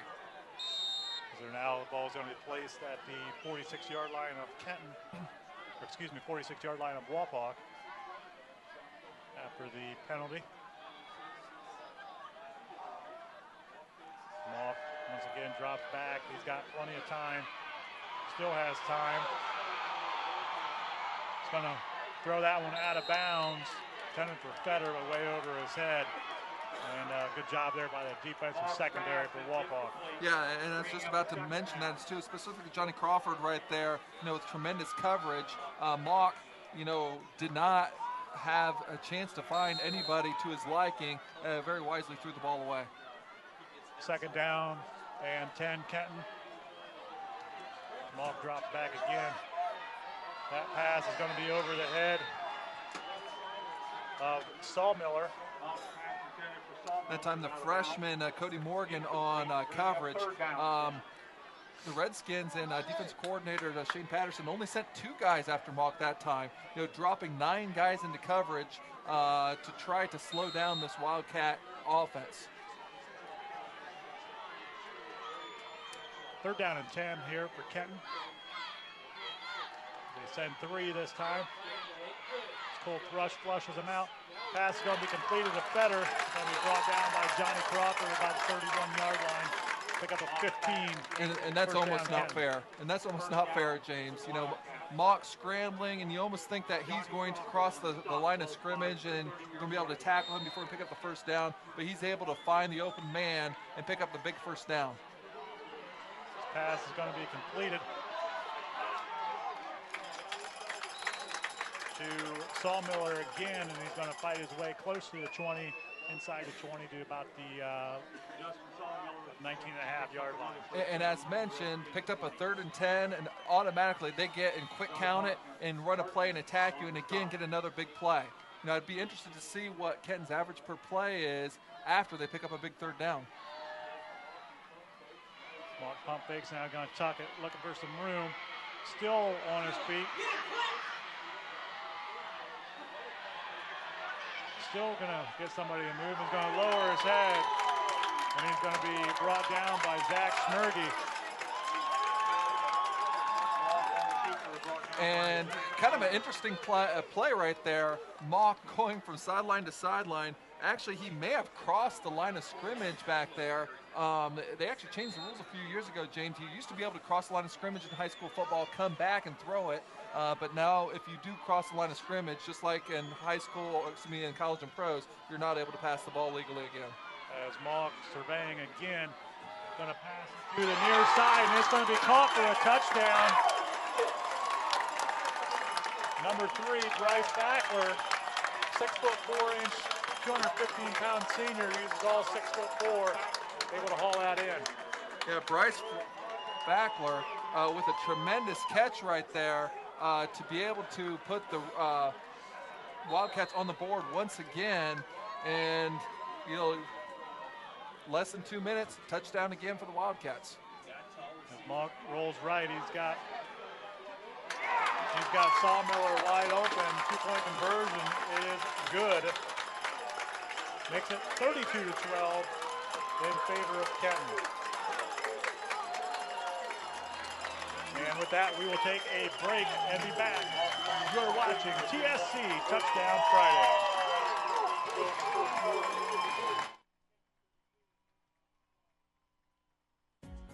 Owen Kitchen and Bath Showroom has been family owned and operated since 1990.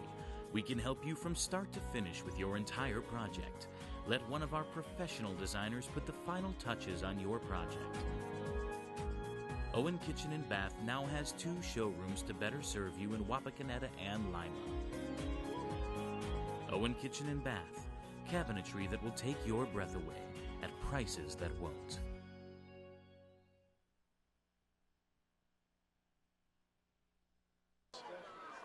And welcome back to Harmon Field as Kenton able to extend their lead to 32-12 over Wapak. Paul, why don't you go ahead and take us through that drive summary? 7 plays, 71 yards, only a minute 47. Bryce Fackler with a 14-yard touchdown reception from Matty Mock, his second touchdown pass of the game. This kickoff return is going to be taken by Crawford. Going to get out close to the 34-yard line. Well, James, good news and bad news. You're down 20 points, and you're going against a high-powered offense. However, just the style of play, if you can come up with stops against Kenton, not much time will come off the clock. So you still do have enough time, provided you've got to put the ball in the end zone, and then your defense has to start stepping up. First down and 10, Wapak from their own 34-yard line.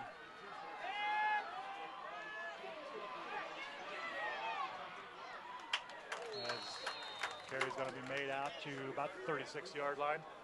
And Wapak appeared to want to run the wheel route here on the near sideline. Well covered by Wapak, and Gibson wisely, instead of forcing the ball into coverage, tucks it down, gets a modest gain here on first down.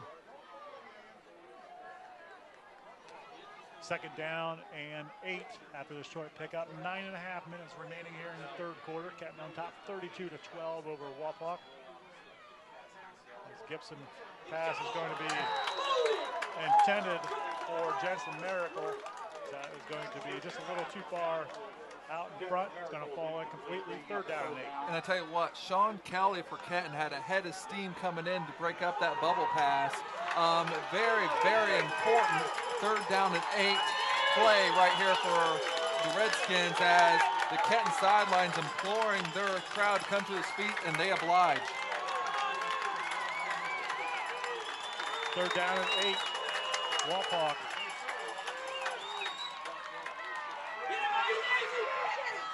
Pass is going to be completed to Greavy, breaks one tackle, and is not able to break the second.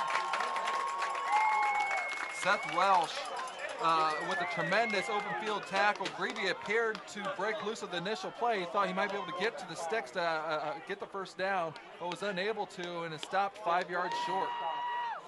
Holtzapfel will line up in punt formation, as Kenton right now doesn't have anybody deep. Kind of protecting for the fake, as they're content with letting the punt be down. And truthfully, with Kenton, with the offense that you have, who cares if it bounces an extra 10 yards with the way that they move the football? So they will wisely feel that the most dangerous thing that could happen to them was a potential fake punt situation. But now firmly in control of the ball game here in the third quarter, up 20 with the ball. 8 minutes and 40 seconds remaining here in the third quarter. Kenton, first down and 10 at their own 19-yard line. As Mauck's under pressure, throws that one up.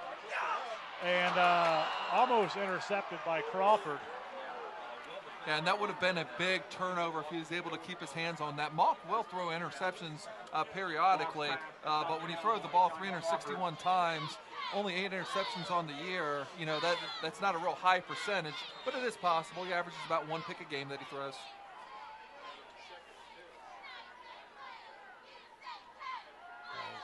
Mauck sets up a screen to Fetter again.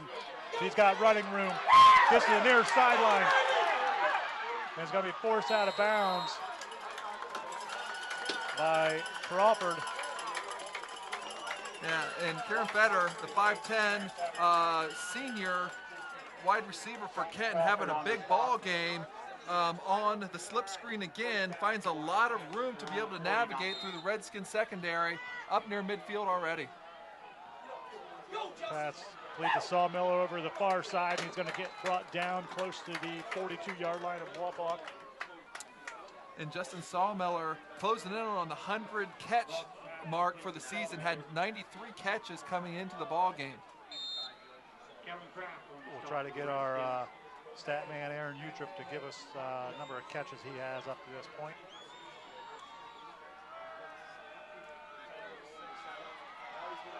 As Mauck's going to tuck that one and run. And going to get inside the close to the 35-yard line. So Captain Math tells me that Sawmiller should be at 98 catches for the year.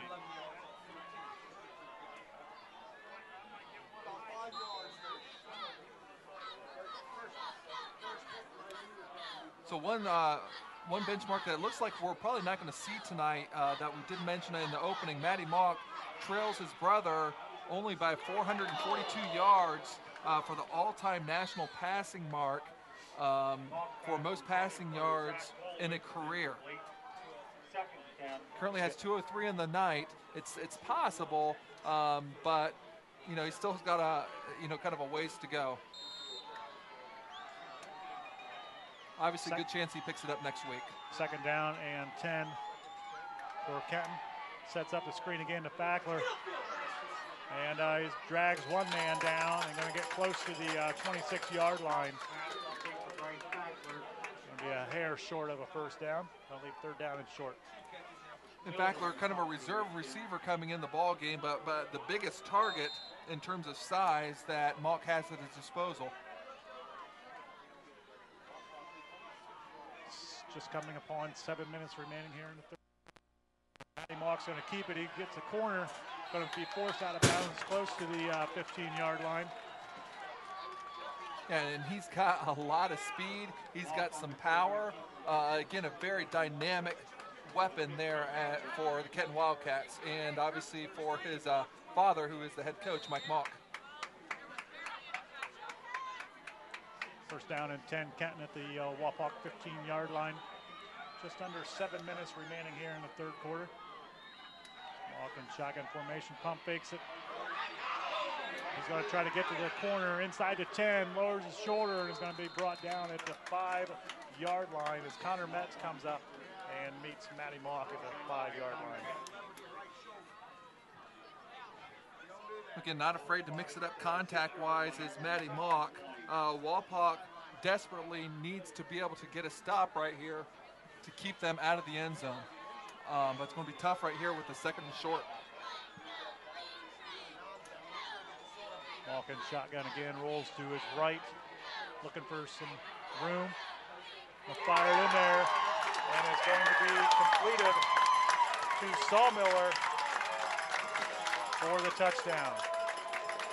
And Sawmiller's second touchdown of the game, his 14th touchdown reception, and his 99th catch of the year.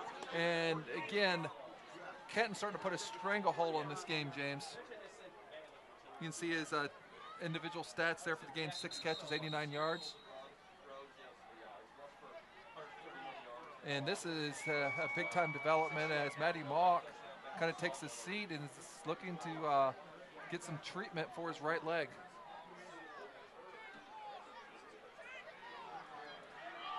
And with that, we will take a timeout as well. And we'll be back here to Harmon Field, and we'll look to get you an update on his condition. But with that, we will take a timeout and be back.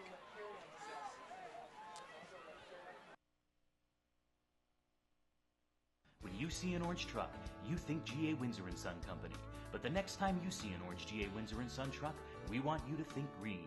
Why green? Because GA Windsor & Son are the original recyclers. Using a modern fleet of trucks, GA Windsor & Son Company collects food co-products from restaurants, food retailers, and food manufacturers in Ohio, Indiana, Michigan, and Kentucky. These food co-products are used to manufacture quality livestock and pet care feed ingredients. So the next time you see an orange GA Windsor & Son truck, think green.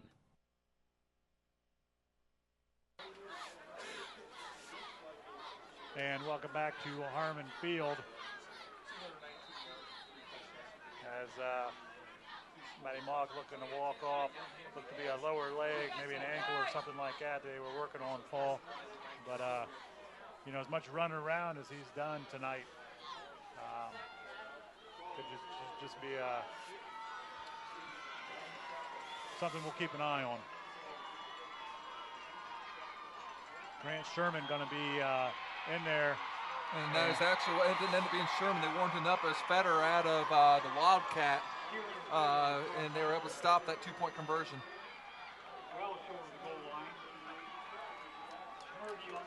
And with that failed 2-point conversion, the score is 38-12 in favor of Kenton. And obviously a big-time development as we see Mock there on the sideline sitting on the bench.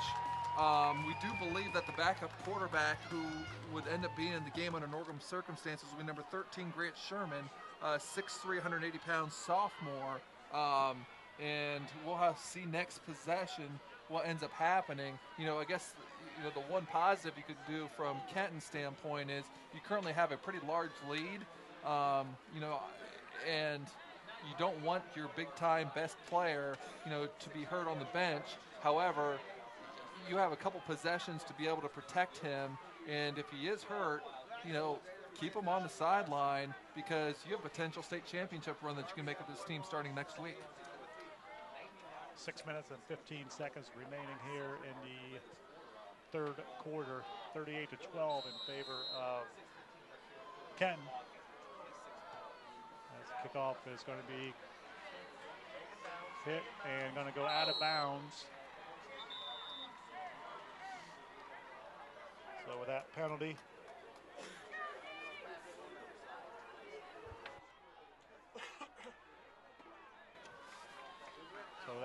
Wapak will start out 1st and 10. Looks like they're going to have him re-kick there, James, actually. Johnny Crawford with good patience and a good decision to see the ball bounce out of bounds. They did have the option where they could take the ball, but Coach Fry elects instead to take the 5-yard penalty and re-kick, where they can potentially bust a big one and get back into this ball game.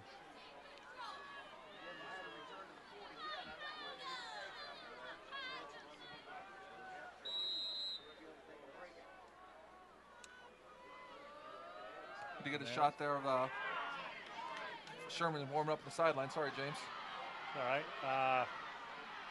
Kevin Kraft with the return, gets out across the 35 to the 40. And he's going to be met at the 42-yard line, where Wapak will start out 1st and 10. I tell you what, Ken's got some hitters. We've seen Kelly make some big hits. Gabe King's been just a tackling machine. We've seen Goki make plays. We've seen Hazley make plays. And shoot, even offensively, Matty Maka ends up hitting, guys trying to tackle him too. The very hard-nosed team from Hardin County Mike Mock brings here to Wapakoneta tonight. 1st down and 10. 1st down and 10. Wapak, as Pickens going to get the carry, going to pick up about 5, going to get close to the 47-yard line. Connor Pickens, ball carrier. And a little bit of meat and potatoes football right here for Wapak. You know, let's kind of get, you know, your big diesel engine going there with Connor Pickens. You know, you need to be able to ride him to be able to get you back in the football game. And, you know, you can't go away from him too long.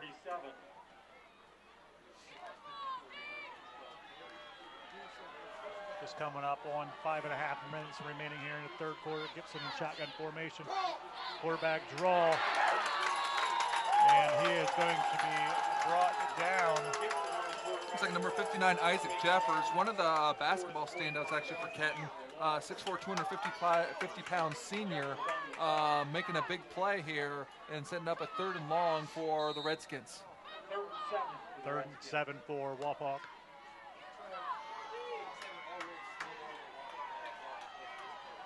A little bit of update. Matty Mock trying to get loose a little bit there on the sideline. Penalty marker is going to be thrown on the far side. So they're going to blow this one dead. Legal procedure is going to back him up another 5. You see our cameras there checking out Matty Mock on the sidelines, taking a stroll, trying to get that right leg kind of loosened back up. Again, not sure if it's just a lower leg injury, ankle, or what the injury happens to be. Back to game action, obviously a big 3rd down coming up here, James. Third down and 12 for Wapak.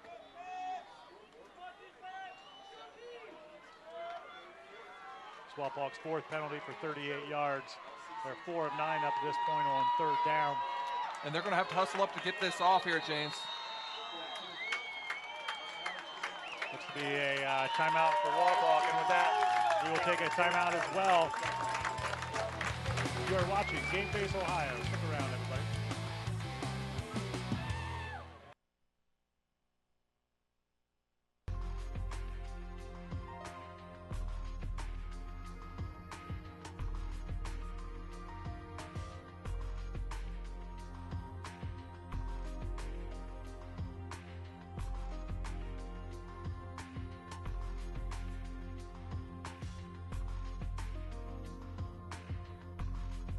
Let Amy Holdgreave Photography capture those special moments with the ones you love. Visit our online gallery at amyholdgreave.com.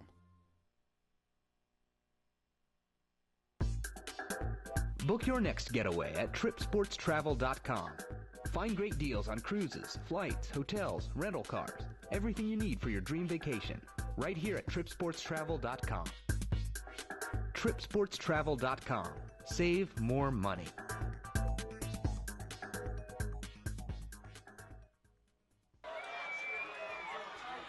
Back to Harmon Field, 3rd down and 12 for Wapak. Gibson gets pressure and is going to get hit from behind. There's 2 big hits there by the Kenton defense. Yeah, we just kind of mentioned that earlier a couple plays ago about how big of a hitting team, you know, this team from Hardin County has, and they really showed it there. A big hit on the quarterback, then also a big hit on the potential receiver. And really a statement being made here by the Kenton Wildcats as they look to claim that 4th straight Western Buckeye League crown. Holtzapfel will be in punt formation back at his own 25-yard line.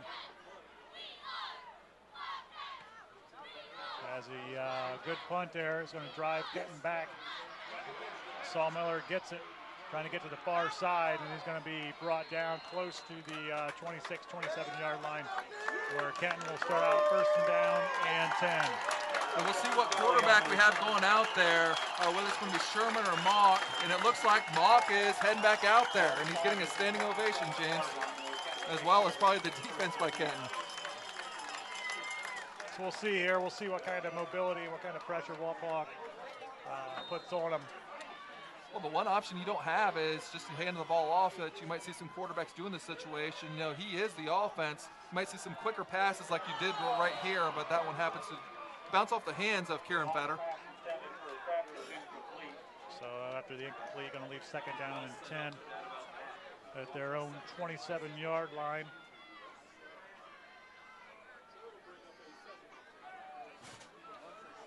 So again, unlike how we talk about with Wapak, where they really need to gain some ground on 1st down to set up the 2nd and 3rd and short, you know, Kenton, it really doesn't matter. They can hit a home run on any down. As Mock flushed out to the right. And Matty Mock goes out of bounds. close to the 38-yard line. Should be enough for a Kenton first down. Yeah, one thing I would kind of point out is not unusual. A right-hand quarterback, Monk likes to roll out to his right. You see Karen Fetter with a decleating block right there, but he had actually fallen down on his route, and that's one of the reasons why Monk took off so quickly. 38-12 in favor of Kenton. First down and 10, Wildcats. A little slip screen. Going to be met by Nathan Bracey, 6'1", 230-pound defensive lineman. Yeah, and Bracey with a big hit was able to sniff out that slip screen early on and be able to make the play. No gain on the play. Second down.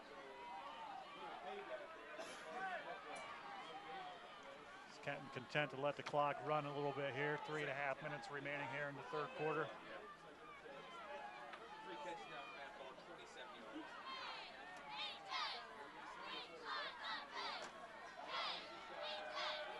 This pass is going to be thrown over to Fetter, and he's going to be brought down.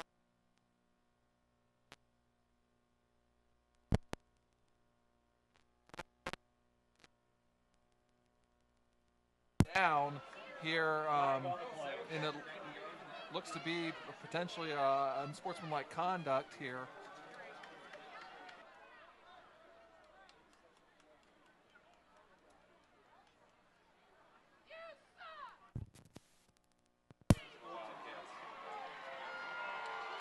Officials talking to Mike Mock on the sideline. Apparently something must have been said.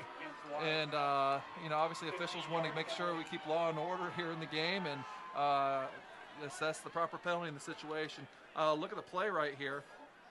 Nice immediate stick on the play and nice quick tackle by Morgan on the play. Wapak actually with a rare blitz on that play.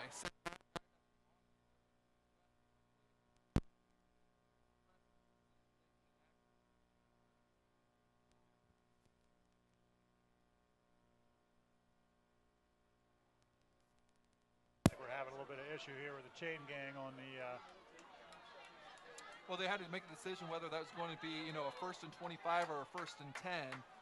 They decide to make it a 1st and 10, give them the first down, but they go ahead and reset the chains as well.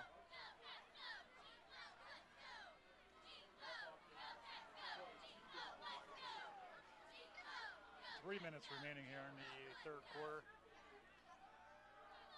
As Monk going to tuck it under.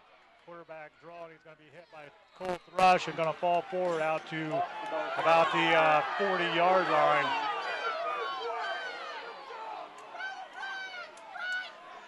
And defense coordinator Shane Patterson down up a little bit more pressure here the last couple plays, forced Mock to make a quicker decision that allowed the spy linebackers that have been back there to come up and close the gap just a little bit quicker. Still a 5-yard gain for Kenton.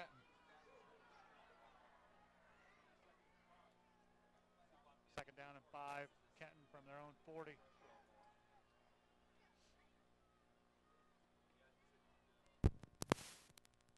As Mock's pass is going to be complete to Faulkner. Faulkner has nice little hitch route, and I tell you what, Coach Mock and the Kenton crowd might have just kind of politicked for a flag right there after getting a couple unsportsmanlike penalties. Wapak defender comes in a tad late, and it was a little bit late, not much of a hit there by Thrush, but however, after the way it's been played a little bit, going to get the call in their favor, and Kenton will get an extra 15 yards on top of the play.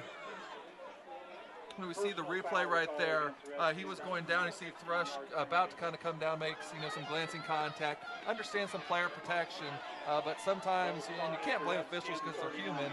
We can pretty much probably guess that if there wasn't a personal foul a couple plays ago in Kenton, we probably wouldn't have seen that flag thrown in that situation, James.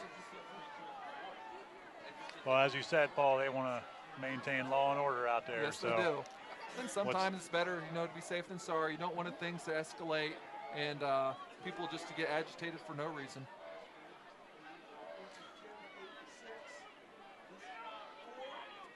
As Mock drops back, getting pressure from Bracey up the middle. Mock fires it deep. and almost intercepted by Johnny Crawford. Yeah, that's the second time Crawford's had his hands on a potential interception. And again, if they wanted to be competitive in this game, they need to be able to, cause those turnovers when they're presented those opportunities. I am impressed that Wapak has actually changed up their defensive philosophy here a little bit. Instead of rushing 2 or 3 and keeping everybody back, they're bringing a lot more pressure on Mock. Mock going to fire it over to Bryce Fackler. Again, breaks one tackle, cuts it back inside to 20, and going to be brought down close to the 18-yard line. Cody Morgan and Alex Greavy going to combine to bring him down. Going to be first down. Kenton going to be their 25th first down of the contest. And Fackler really starting to become a factor for this offense here in the second half. Short little pass pattern, makes a miss, and gets a big gain. Little screen pass, and he was going to be ruled down. Going to be a loss of 3 on the play. Zach Wolowitz. Wolowitz, kind of interesting, comes into the game. 9th in the Western Buckeye League with 463 yards receiving, but he's actually second in catches with 55.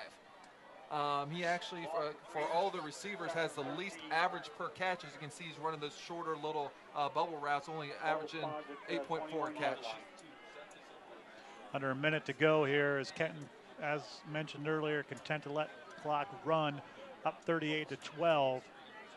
A little unusual for their style, but definitely with the game situation that it is, works in their favor.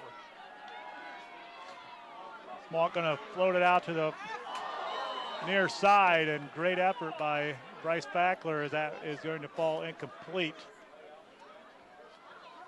Mock put it where only his receiver could get it. Oh yeah, tremendously placed pass. Fackler again, is their largest target, but again, he's a reserve that comes off the bench. However, when you got that many receivers and throw the ball that many times, he definitely sees a lot of quality playing time. Third down and 13.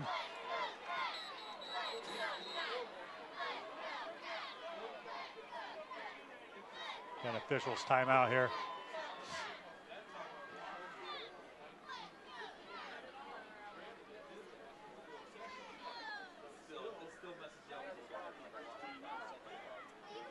So we're going to talk to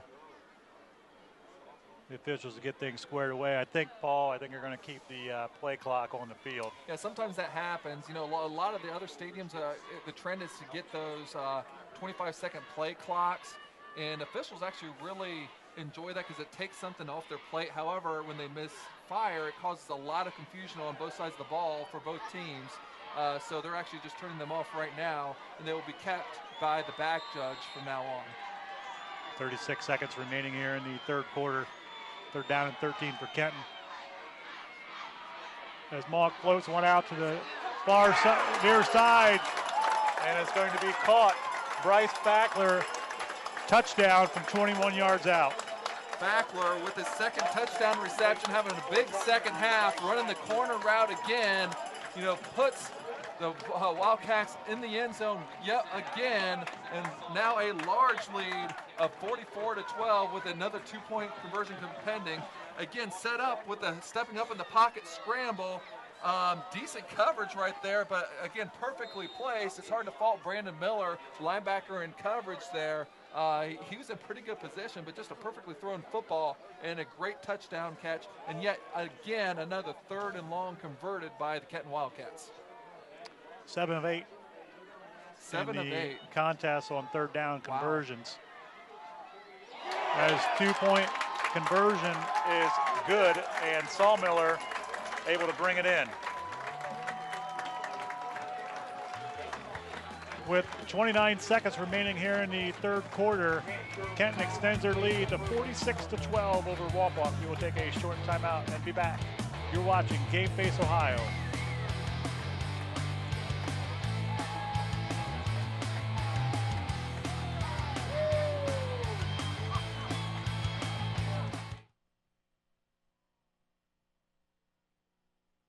For over 100 years, the Stolly Insurance Team has been looking out for you. We have access to major insurance companies all over the country. But together, we can customize an insurance program that will offer you the best coverage for the best premiums. Let us look out for you. Give us a call for a personalized proposal today. Proudly featuring Motorist Insurance, Stolly Insurance in Lima, Wapak, Salina, and Lakeview. Representing Motorist Insurance Group and other fine insurance companies. Stolly Insurance.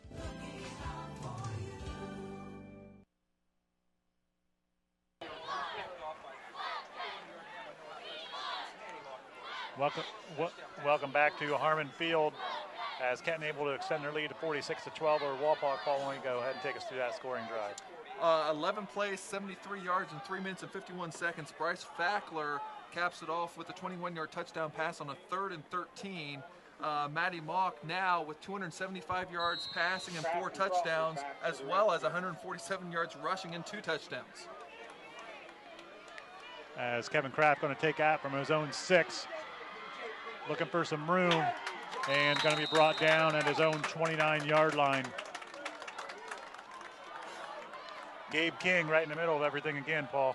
I'll tell you what, he is a playmaker on the defense. As much credit as we give Matty Mock on offense, we really need to let Gabe King know recognize Gabe King as doing a tremendous job defensively as that defensive captain for the Wildcat defense. Wapak start out first down and 10 from their own 29-yard line.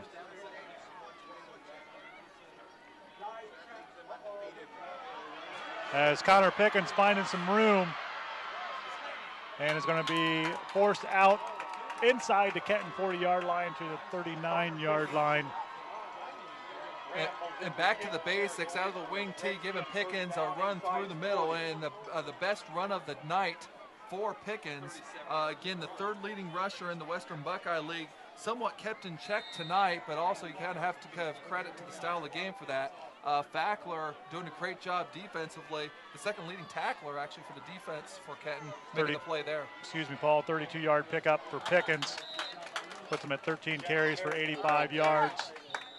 As Miracle with the carry there.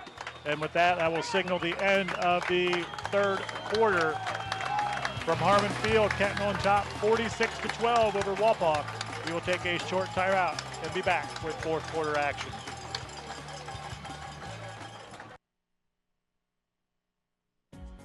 Owen Kitchen and Bath Showroom has been family owned and operated since 1990. We can help you from start to finish with your entire project. Let one of our professional designers put the final touches on your project.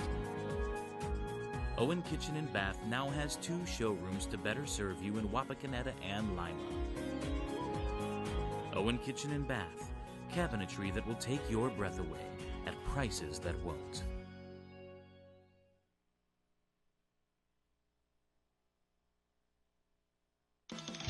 Tonight's broadcast of TSC Touchdown Friday is brought to you by TSC, G.A. Windsor & Son, Stolly Insurance, Owen Kitchen and Bath, and Tailgaters. And welcome back as Connor Pickens with the carry, able to get close to the Kenton 36-yard line. Hey, hold him, defense!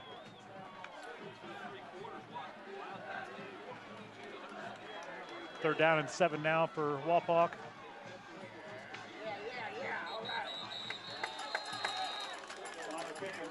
And the middle part of the defense there for Kenton stiffens up once again.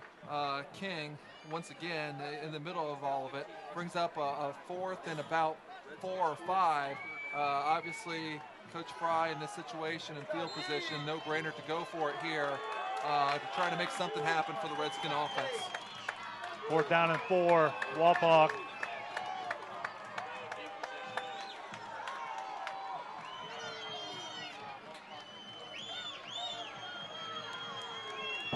From the Kenton 33-yard line.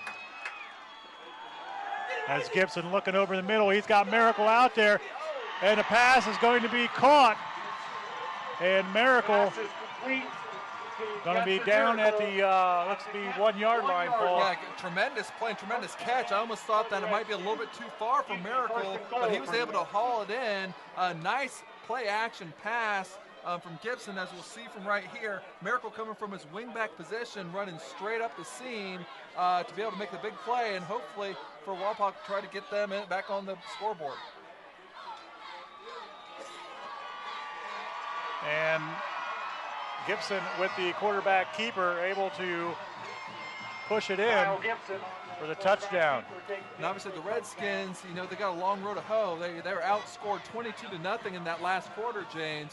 They need to put together a big-time run right here. But we've seen stranger things happen, especially with teams with their back against the wall.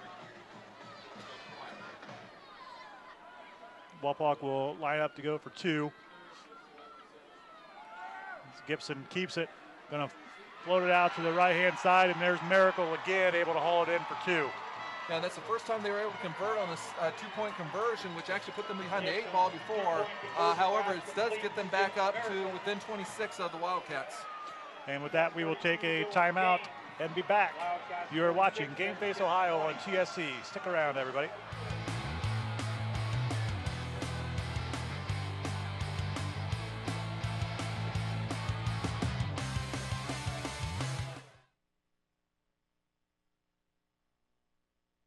You see an orange truck, you think GA Windsor & Son Company. But the next time you see an orange GA Windsor & Son truck, we want you to think green. Why green? Because GA Windsor & Son are the original recyclers. Using a modern fleet of trucks, GA Windsor & Son Company collects food co-products from restaurants, food retailers, and food manufacturers in Ohio, Indiana, Michigan, and Kentucky. These food co-products are used to manufacture quality livestock and pet care feed ingredients. So the next time you see an orange GA Windsor & Son truck, think green. And welcome back to Harmon Field as Wapak able to cut into the lead. As the onside kick is going to be recovered by Wapak. Zach Schmergy, Johnny on the spot there, Paul. Yeah, and that's not exactly how you normally like the onside kick to go. It's more of a line driver. However, it bounced off a Kenton player, and Schmergy was able to jump on it. Big break, and they're going to need some breaks to be able to get back in this football game. But nice onside kick execution by the Redskins. Quickly, let me give you that drive summary for before 6 plays, 71 yards in a minute 50. Kyle Gibson with a 1-yard touchdown run. That was a 2-point conversion by Justin Miracle. Key play, 4th down, 32-yard connection between the two, Gibson to Miracle. As Miracle again going to get to carry over the left side. Going to fight forward, get close to the Kenton 43-yard line. Going to pick up about 5 on the play. And remember, earlier on in the game, they had some success running Miracle and Kraft on the outside sweeps. Then, about in the middle of the game when, things started to get away from them, they went almost exclusively to their shotgun package, which, again, is very effective for them. However, sometimes, it's good to get back to the basics. 2nd down and 4, Wapak. As Gibson keeps it. He's going to float it out, and it's going to be caught. Jensen Miracle again. It's plays, isn't he? That was tremendous hand control on that catch. He was able to kind of just stop the ball with his hands just so that it would be able to drop down into his hands and make the catch. Tremendous play by Miracle, who's having kind of a tremendous stretch here in this 4th quarter. Look at this catch. Just jumps up just to stop the ball from going over his head. Had no way to be able to kind of just one-hand it, but he was able to knock the ball down so that he was able to kind of recatch it off the rebound. Just a tremendous play. Paul, that probably takes you back to your days as a tight end bringing in passes like that. I used to do that all the time. Gibson again. Is he going to float it out there to Miracle again? And almost hauled it in. And great individual effort there. Well, that's something actually you kind of see a lot more in basketball where you're trying to ride that hot hand. And Coach Fry right now believes that Miracle is that hot hand. And he's trying to get the ball in his hands many different ways. And they almost came up with 6 points right there. Actually, a perfectly thrown football. It still would have been a tremendous catch because of the coverage that was there. But a tight window for success that Kyle Gibson had there. And he put it right on the money, James. Inside trap to Pickens. He's got room. Lowers his shoulder, going to be inside the 7-yard line, pick up about 17 on the play. First down and goal, Wapak. And I tell you what, this is the type of execution that I think, many of the thousands of people that were here were expecting to see out of Wapak. With Pickens be able to get, a lot of yards. That actually put him over the 100-yard barrier with 107 yards total for the game. And obviously they're still looking to try to, knock down at that lead. As Miracle is going to be dragged down. Yeah, Bryce Fackler there with the very physical tackle on Miracle. Miracle obviously doesn't have kind of the backside to him at 175 pounds that Pickens does, so he's not going to move that pile a whole lot. However, they're still at the 5-yard line and looking to try to push the ball in here. Second down and goal from the 5. Gibson drops back, floats it over the middle. It's going to be tipped away. And 3 guesses who tipped that ball there, James. Third down. Gabe King. Gabe King, there you go. Making plays everywhere. Almost came up with the interceptions, as you can see right there on that replay. Obviously, very quick reaction to be able to try to see if we can get there. And for the record, our play-by-play guy doesn't like to be put on the spot by his color guy. It's all right. I got that one correct. Gibson again. Looks over the left. Pass complete. Alex Grebe. Touchdown, Wapak. Yeah, and that's Gibson's 8th touchdown pass on the year compared to only 2 interceptions. So he has a great ratio, and that one of the interceptions was just kind of that throwaway pass there at the end of the half. Again, another touchdown. Again, they still down 3 scores. However, they're going to go for 2 to try to knock it down to 18. Paul, 8.5 minutes remaining here. Stranger things have happened. It is, and again, you got to remember the style of offense that Kenton plays. They're not going to run the clock down. That's just not their style.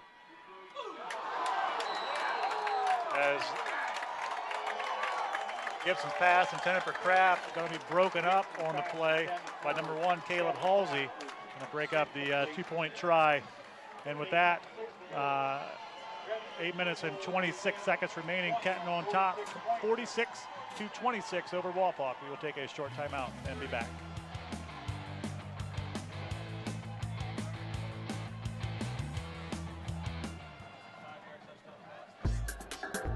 Book your next getaway at tripsportstravel.com. Find great deals on cruises, flights, hotels, rental cars, everything you need for your dream vacation. Right here at tripsportstravel.com. That's what Randy Reinhardt tripsportstravel.com. Save more money.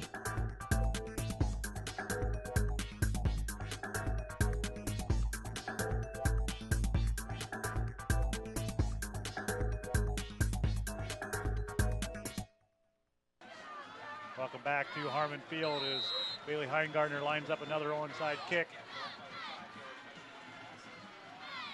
Again, it's loose, and Wapak gets it again. Brandon Miller this time comes up with it, and Mike Mock is just beside himself, thinking that they've given up 2 onside kicks in a row, and the Wapak crowd's starting to pick up a little bit, and maybe they're starting to believe here, James. That's 2 great onside kicks in a row, Paul. Oh boy, is it ever. Wildcat 46-yard line. So Wapak will start out first and 10 again from the Kenton 46-yard line here. So still life. You're still down, realistically, you're down 3 scores. You have 2 timeouts, a lot of time left.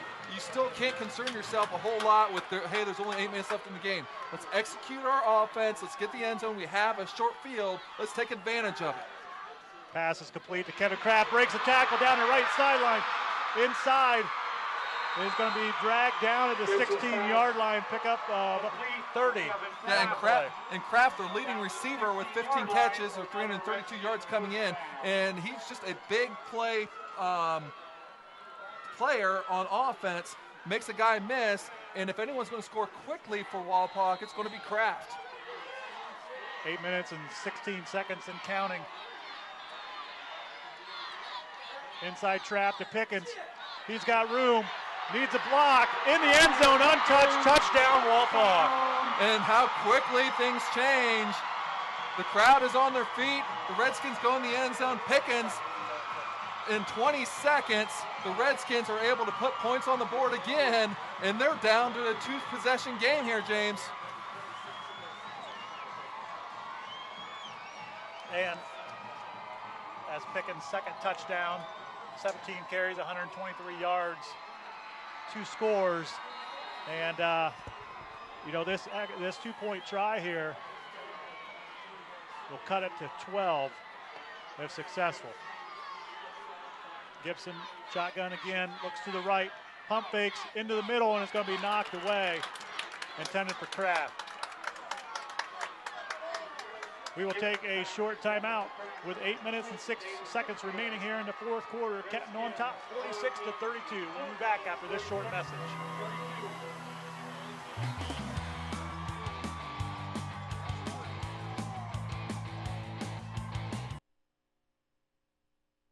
For over 100 years, the Stolly Insurance Team has been looking out for you. We have access to major insurance companies all over the country. But together, we can customize an insurance program that will offer you the best coverage for the best premiums. Let us look out for you. Give us a call for a personalized proposal today. Proudly featuring motorist insurance, Stolly Insurance in Lima, Wapak, Salina, and Lakeview. Representing Motorist Insurance Group and other fine insurance companies. Stolly Insurance.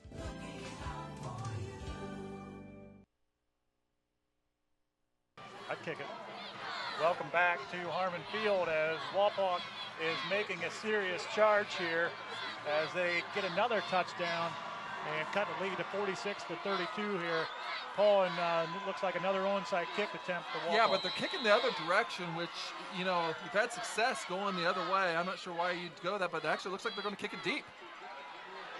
And Kenton able to pick it up and going to be forced out of bounds at about the 13-yard line. Well, I'll tell you what they're going to do here, James, they're going to play a little bit of field position and momentum. And momentum at every level of football is extremely important. And right now, Wapak feels they have the momentum. And if they can get a stop, here and a 3-and-out, they can really send a message to be able to, really be back in this ball game and make a threat to win this game and win the Western Buckeye League Championship in the process. Momentum, Paul, is big tough word to say. Tough to get to. And Wapak crowd is back into it. Matty Mock runs, he's got room. Lowers his shoulder. It's going to be brought down at about the 34-yard line. Pick up a 24 on first down. And I'll tell you what, Mock was going to run around the left-hand side, and Brendan Wilson was just right there. Mock changed direction of the field and ends up getting a big gain instead. 33-yard line. Kenton has the first down. First down, Kenton. And once again, they're going to look to burn a little bit of time here, it looks like. Yeah, and that's not what they were thinking about, Coach Fry, when they decided to kick the ball deep. They needed to be able to get a 3-and-out, get great field position. Now the clock is really going to be working against them. This pass is going to be complete to Sawmiller. It's going to be brought down by Greavy and Crawford. And you're going to notice Kenton's not going to be in a real hurry. There's Sawmiller. Got up a little bit slower than he normally would be, and then he kind of handed the ball to the official. And remember the way that play clock works in high school football, it doesn't start until the ball is set for play and the referee blows it in play, which he just did just a couple seconds ago. So they can still run it down in 25 seconds after that point. Wapak needs a key stop here defensively. Still by no means as Malk going to lower his shoulder and get across the 45 to the 46-yard line. Malk going to be another first down for Kenton. Again, that's just the running game for the Kenton Wildcats. Matt Malk, in a predetermined call, cuts off the right-hand side to pick up the first down.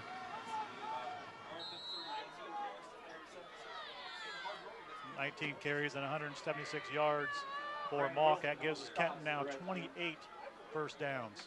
And probably as big as anything, another fresh set of downs, and the clock is still moving. as Wapak needs to get a stop here and get a stop quickly, as we're now under 6.5 minutes remaining in the fourth quarter. As a short screen to Saul Miller again. He's got a little bit of room, cuts it back up into the inside and pick up a right at maybe 9.5. Screen pass complete to Saul Miller. And Saul Miller with a big gain on that. That is his 8th catch, and he is now over the 100 catch mark for the season. And just as importantly, however, for the Kenton Wildcats, it's still in bounds, and the clock is still moving. I think if you're Coach Malk, I don't think you'll have too many passes over towards the sidelines. I think they want to keep everything. And you know what? He's got a savvy enough quarterback with his son out there. You know, he probably doesn't even need to tell him that. As Malk going to lower his shoulder and tries to stay in bounds, but it's going to be forced out of bounds at about the 30-yard line. It's going to be another first down. And Matty Malk might run more physically than any quarterback I've ever seen before. You know, he does not really shy away from contact whatsoever.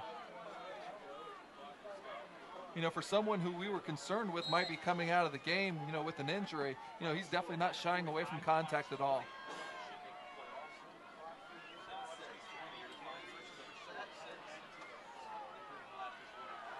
Malk closing in on 200 yards rushing. He's currently at 192 yards rushing for the game. This pass is going to be to, can't tell if that's Matt Barr, number 9. Their uniforms get bunched up. It's hard to see if it's 6 or 9, but nonetheless, Barr's reception completed again. lost 2 yards on and again, for Kenton, you know, them losing 2 yards on that isn't as big of a deal. It was completed. It's inbounds. Clock's still moving. Remember, this drive started back at the 10-yard line. They've been able to move the ball over 50 yards on this drive and kept the clock moving the entire time.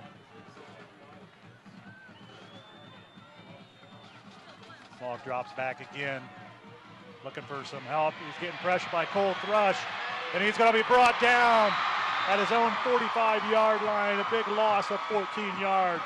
And we might have to check. That might be the first sack of the game on Malk. It is the first sack of the game coming here at the 4.5-minute mark here in the fourth quarter. The Redskins finally able to get to Malk in the backfield with Cole Thrush with the big sack. Still gives this team life. It's 3rd and 25. If they can get a stop, they can get the ball back. You know, with their 2 timeouts, it's going to be tight, but they still have a chance. But they've got to get a stop here, James. Yeah, they got to get a stop and quite possibly burn one of their timeouts here, depending on, you know, whether it's a completed pass or inbounds or what have you. But 3rd down and 25, they got to get a stop on this play and this play only.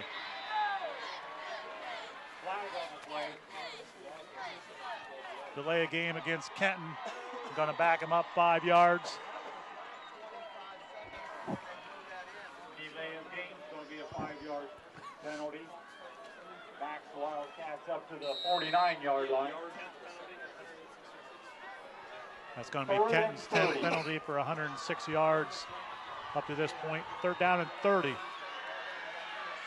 Pass is going to be over to the near side. It's going to be completed to Matt Barr. Pass complete to And they're going to get back to, looks to be close to the original line of scrimmage. He's going to pick up 19. It's going to leave 4th down to about 11, and they're going to go for it. Yeah, no reason not to go for it right here. You pick up the first down, you almost kind of tie up the game. Malk drops back. He's got all day, throws it across the middle.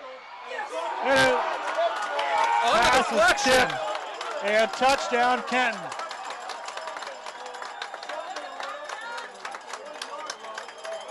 Couldn't even see. I couldn't tell if it was Saul Miller that ended up catching the ball or if it one that came off him. Hopefully we can get a replay on that. But Justin Saul Miller. Justin Saul Miller with the catch. Here's the replay.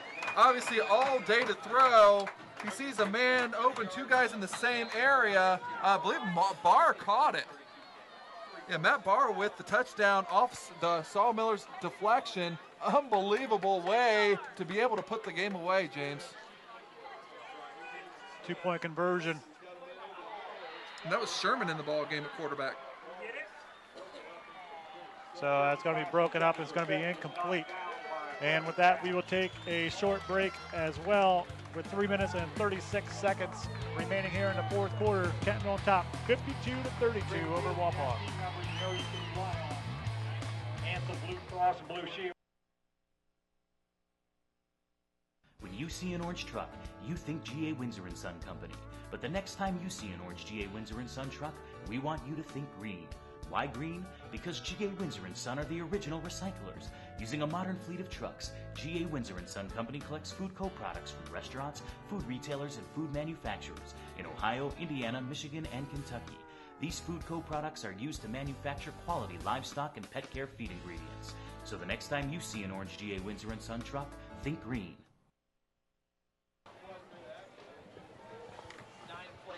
Welcome back to Harmon Field as Kenton able to convert a huge fourth down play and get the touchdown. Paul, why don't you go ahead and take us through that scoring? Yeah, possibly a championship clutching drive, 9 plays, 90 yards, 4 minutes and 26 seconds on a key fourth down, kind of the ricochet play. Matt Barr, 30-yard touchdown catch from Mock. Kickoff is going to be taken by an up man.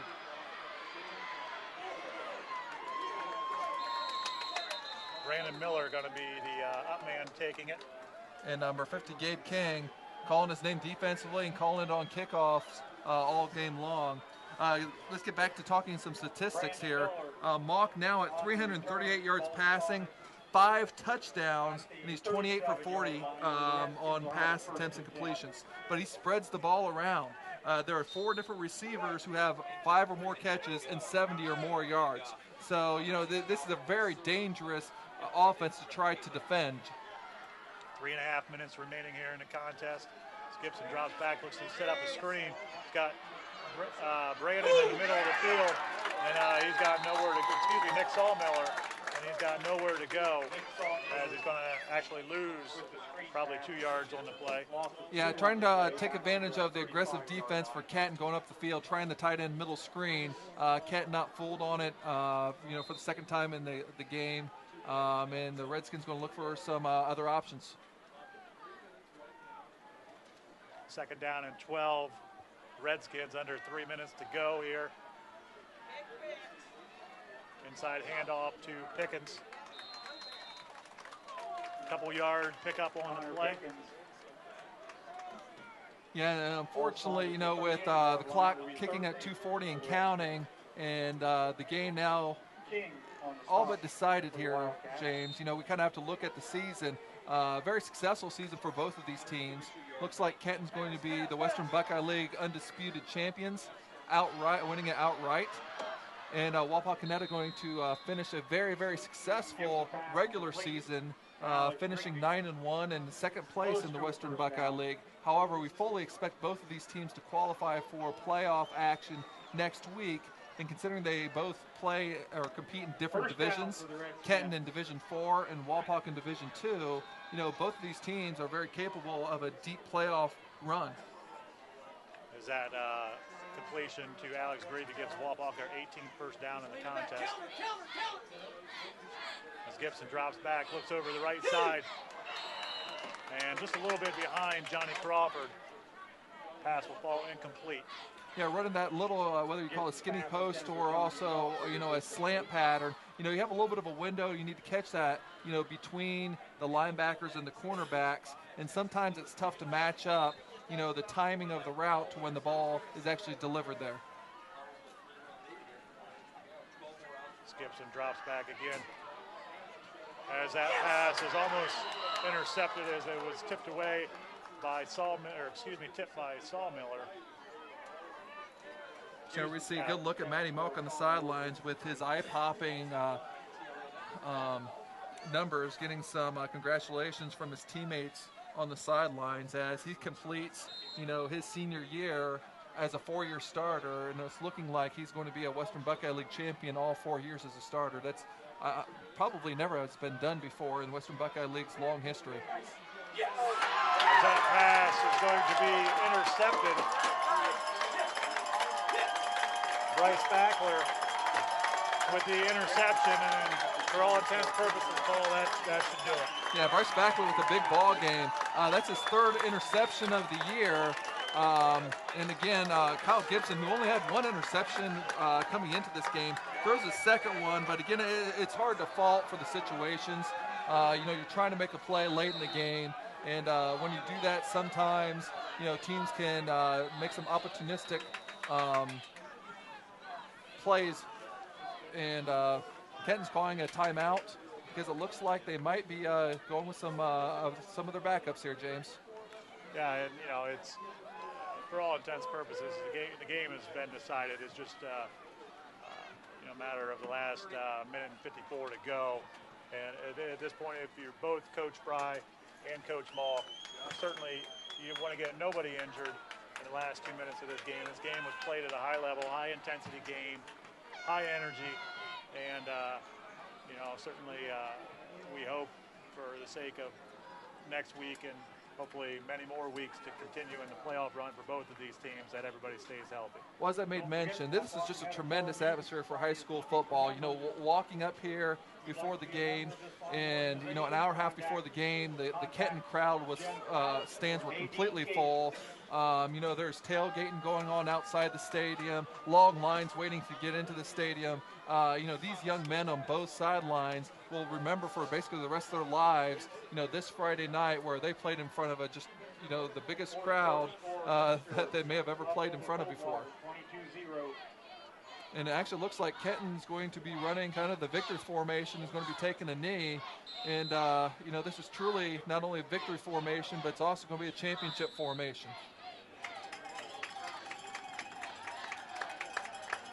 So with that, the clock will continue to run. And Coach Fry could elect, because he has timeouts, but, he has a lot of respect for Mike Mock. Long time, both head coaches here in the Western Buckeye League have coached against each other many, many times. And, he understands what Coach Mock's trying to do and trying to accomplish. And Coach Fry understands that, they both get an opportunity to play on again next week.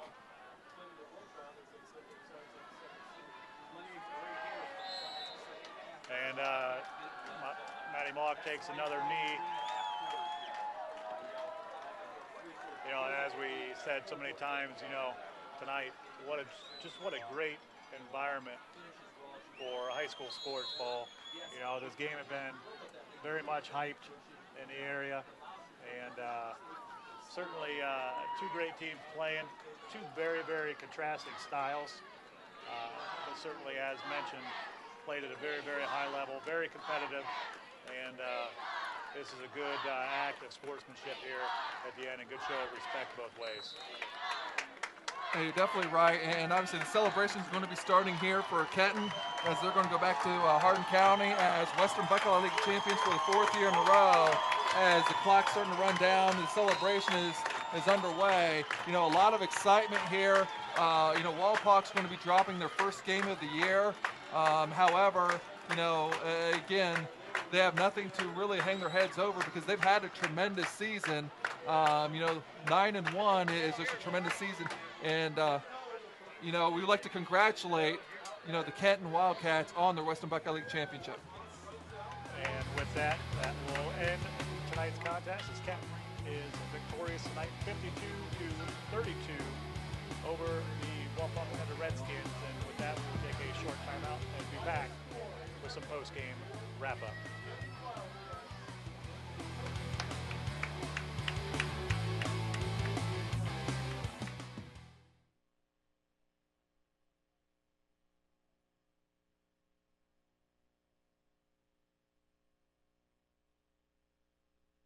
Looking for an easier way to pay the bills and balance the budget? There couldn't be an easier way than with TSC's Total Talk Plus. With Total Talk Plus, you can get Total Talk plus basic cable, Total Talk plus high-speed internet, or Total Talk plus basic cable and high-speed internet with costs starting as low as $59.95 per month.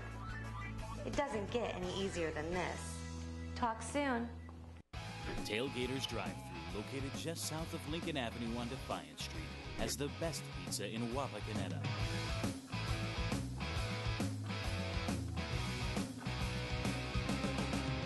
Tailgaters drive-thru is hot food, cold drinks. Tailgaters drive-thru on Defiant Street. We've got what you're looking for. Owen Kitchen and Bath Showroom has been family owned and operated since 1990. We can help you from start to finish with your entire project. Let one of our professional designers put the final touches on your project. Owen Kitchen and Bath now has 2 showrooms to better serve you in Wapakoneta and Lima. Owen Kitchen and Bath, cabinetry that will take your breath away at prices that won't. Looking for an easier way to pay the bills and balance the budget? There couldn't be an easier way than with TSC's Total Talk Plus. With Total Talk Plus, you can get Total Talk plus basic cable, Total Talk plus high-speed internet, or Total Talk plus basic cable and high-speed internet with costs starting as low as $59.95 per month. It doesn't get any easier than this. Talk soon. Tailgaters Drive-Thru, located just south of Lincoln Avenue on Defiant Street, has the best pizza in Wapakoneta.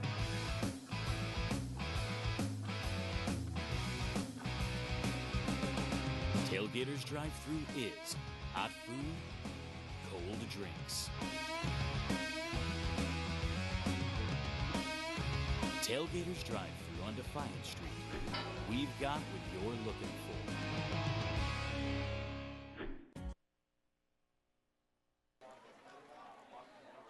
Welcome back to Harmon Field tonight in Wapakoneta as the Kenton Wildcats were able to come out victorious tonight over the Wapakoneta Redskins. 52-32 is our final score. And Paul, what a great environment tonight. What a great game. Yeah, and again, you know what my liked, but you know what we were able to see was a tremendous performance by the Kenton Wildcats on the offensive end.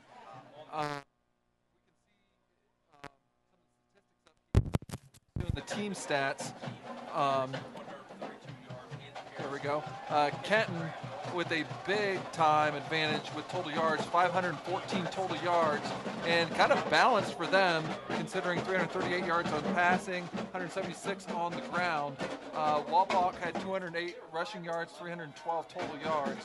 First downs, Kenton with a lead 30-18 in time of possession. Ends up being pretty even with all those wild comebacks of with the onside kicks by Wapak there in the fourth quarter. How about some key individual performers both ways? Well, we'll just mention Wapak quickly, and then we'll look at Matty Mock's big-time night. Running the ball, Pickens was able to get over 100 yards, had 18 carries for 126 yards and 2 touchdowns. Gibson chipped in with 36 yards and a touchdown. Passing, Gibson 9 for 18 with 2 interceptions, 104 yards and a touchdown. Now, Matty Mock, obviously, you know, all the accolades that he get, he's definitely the real deal. 28 completions on 40 attempts, 338 yards passing, 5 touchdowns. And by the way, he runs the ball a little bit too.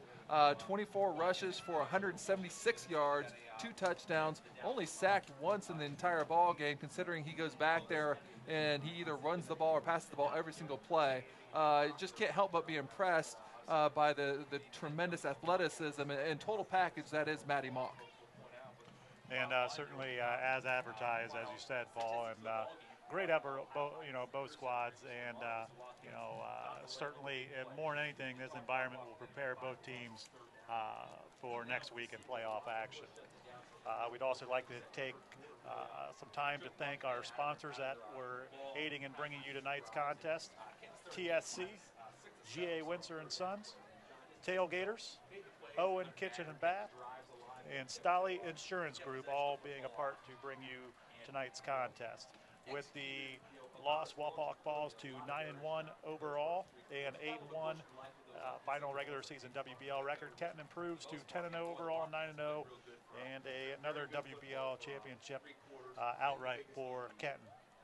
On behalf of our entire production crew and a truck, Todd Utrip, bringing you the replays and directing, and our staff man Aaron Utrip, also along with Paul Sadler.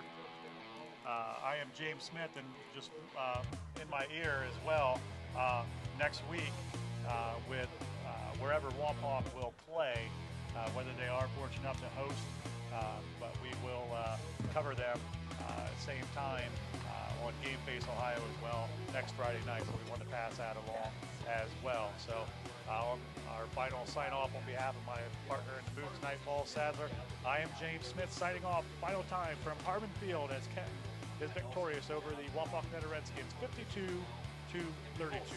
Good night, everyone.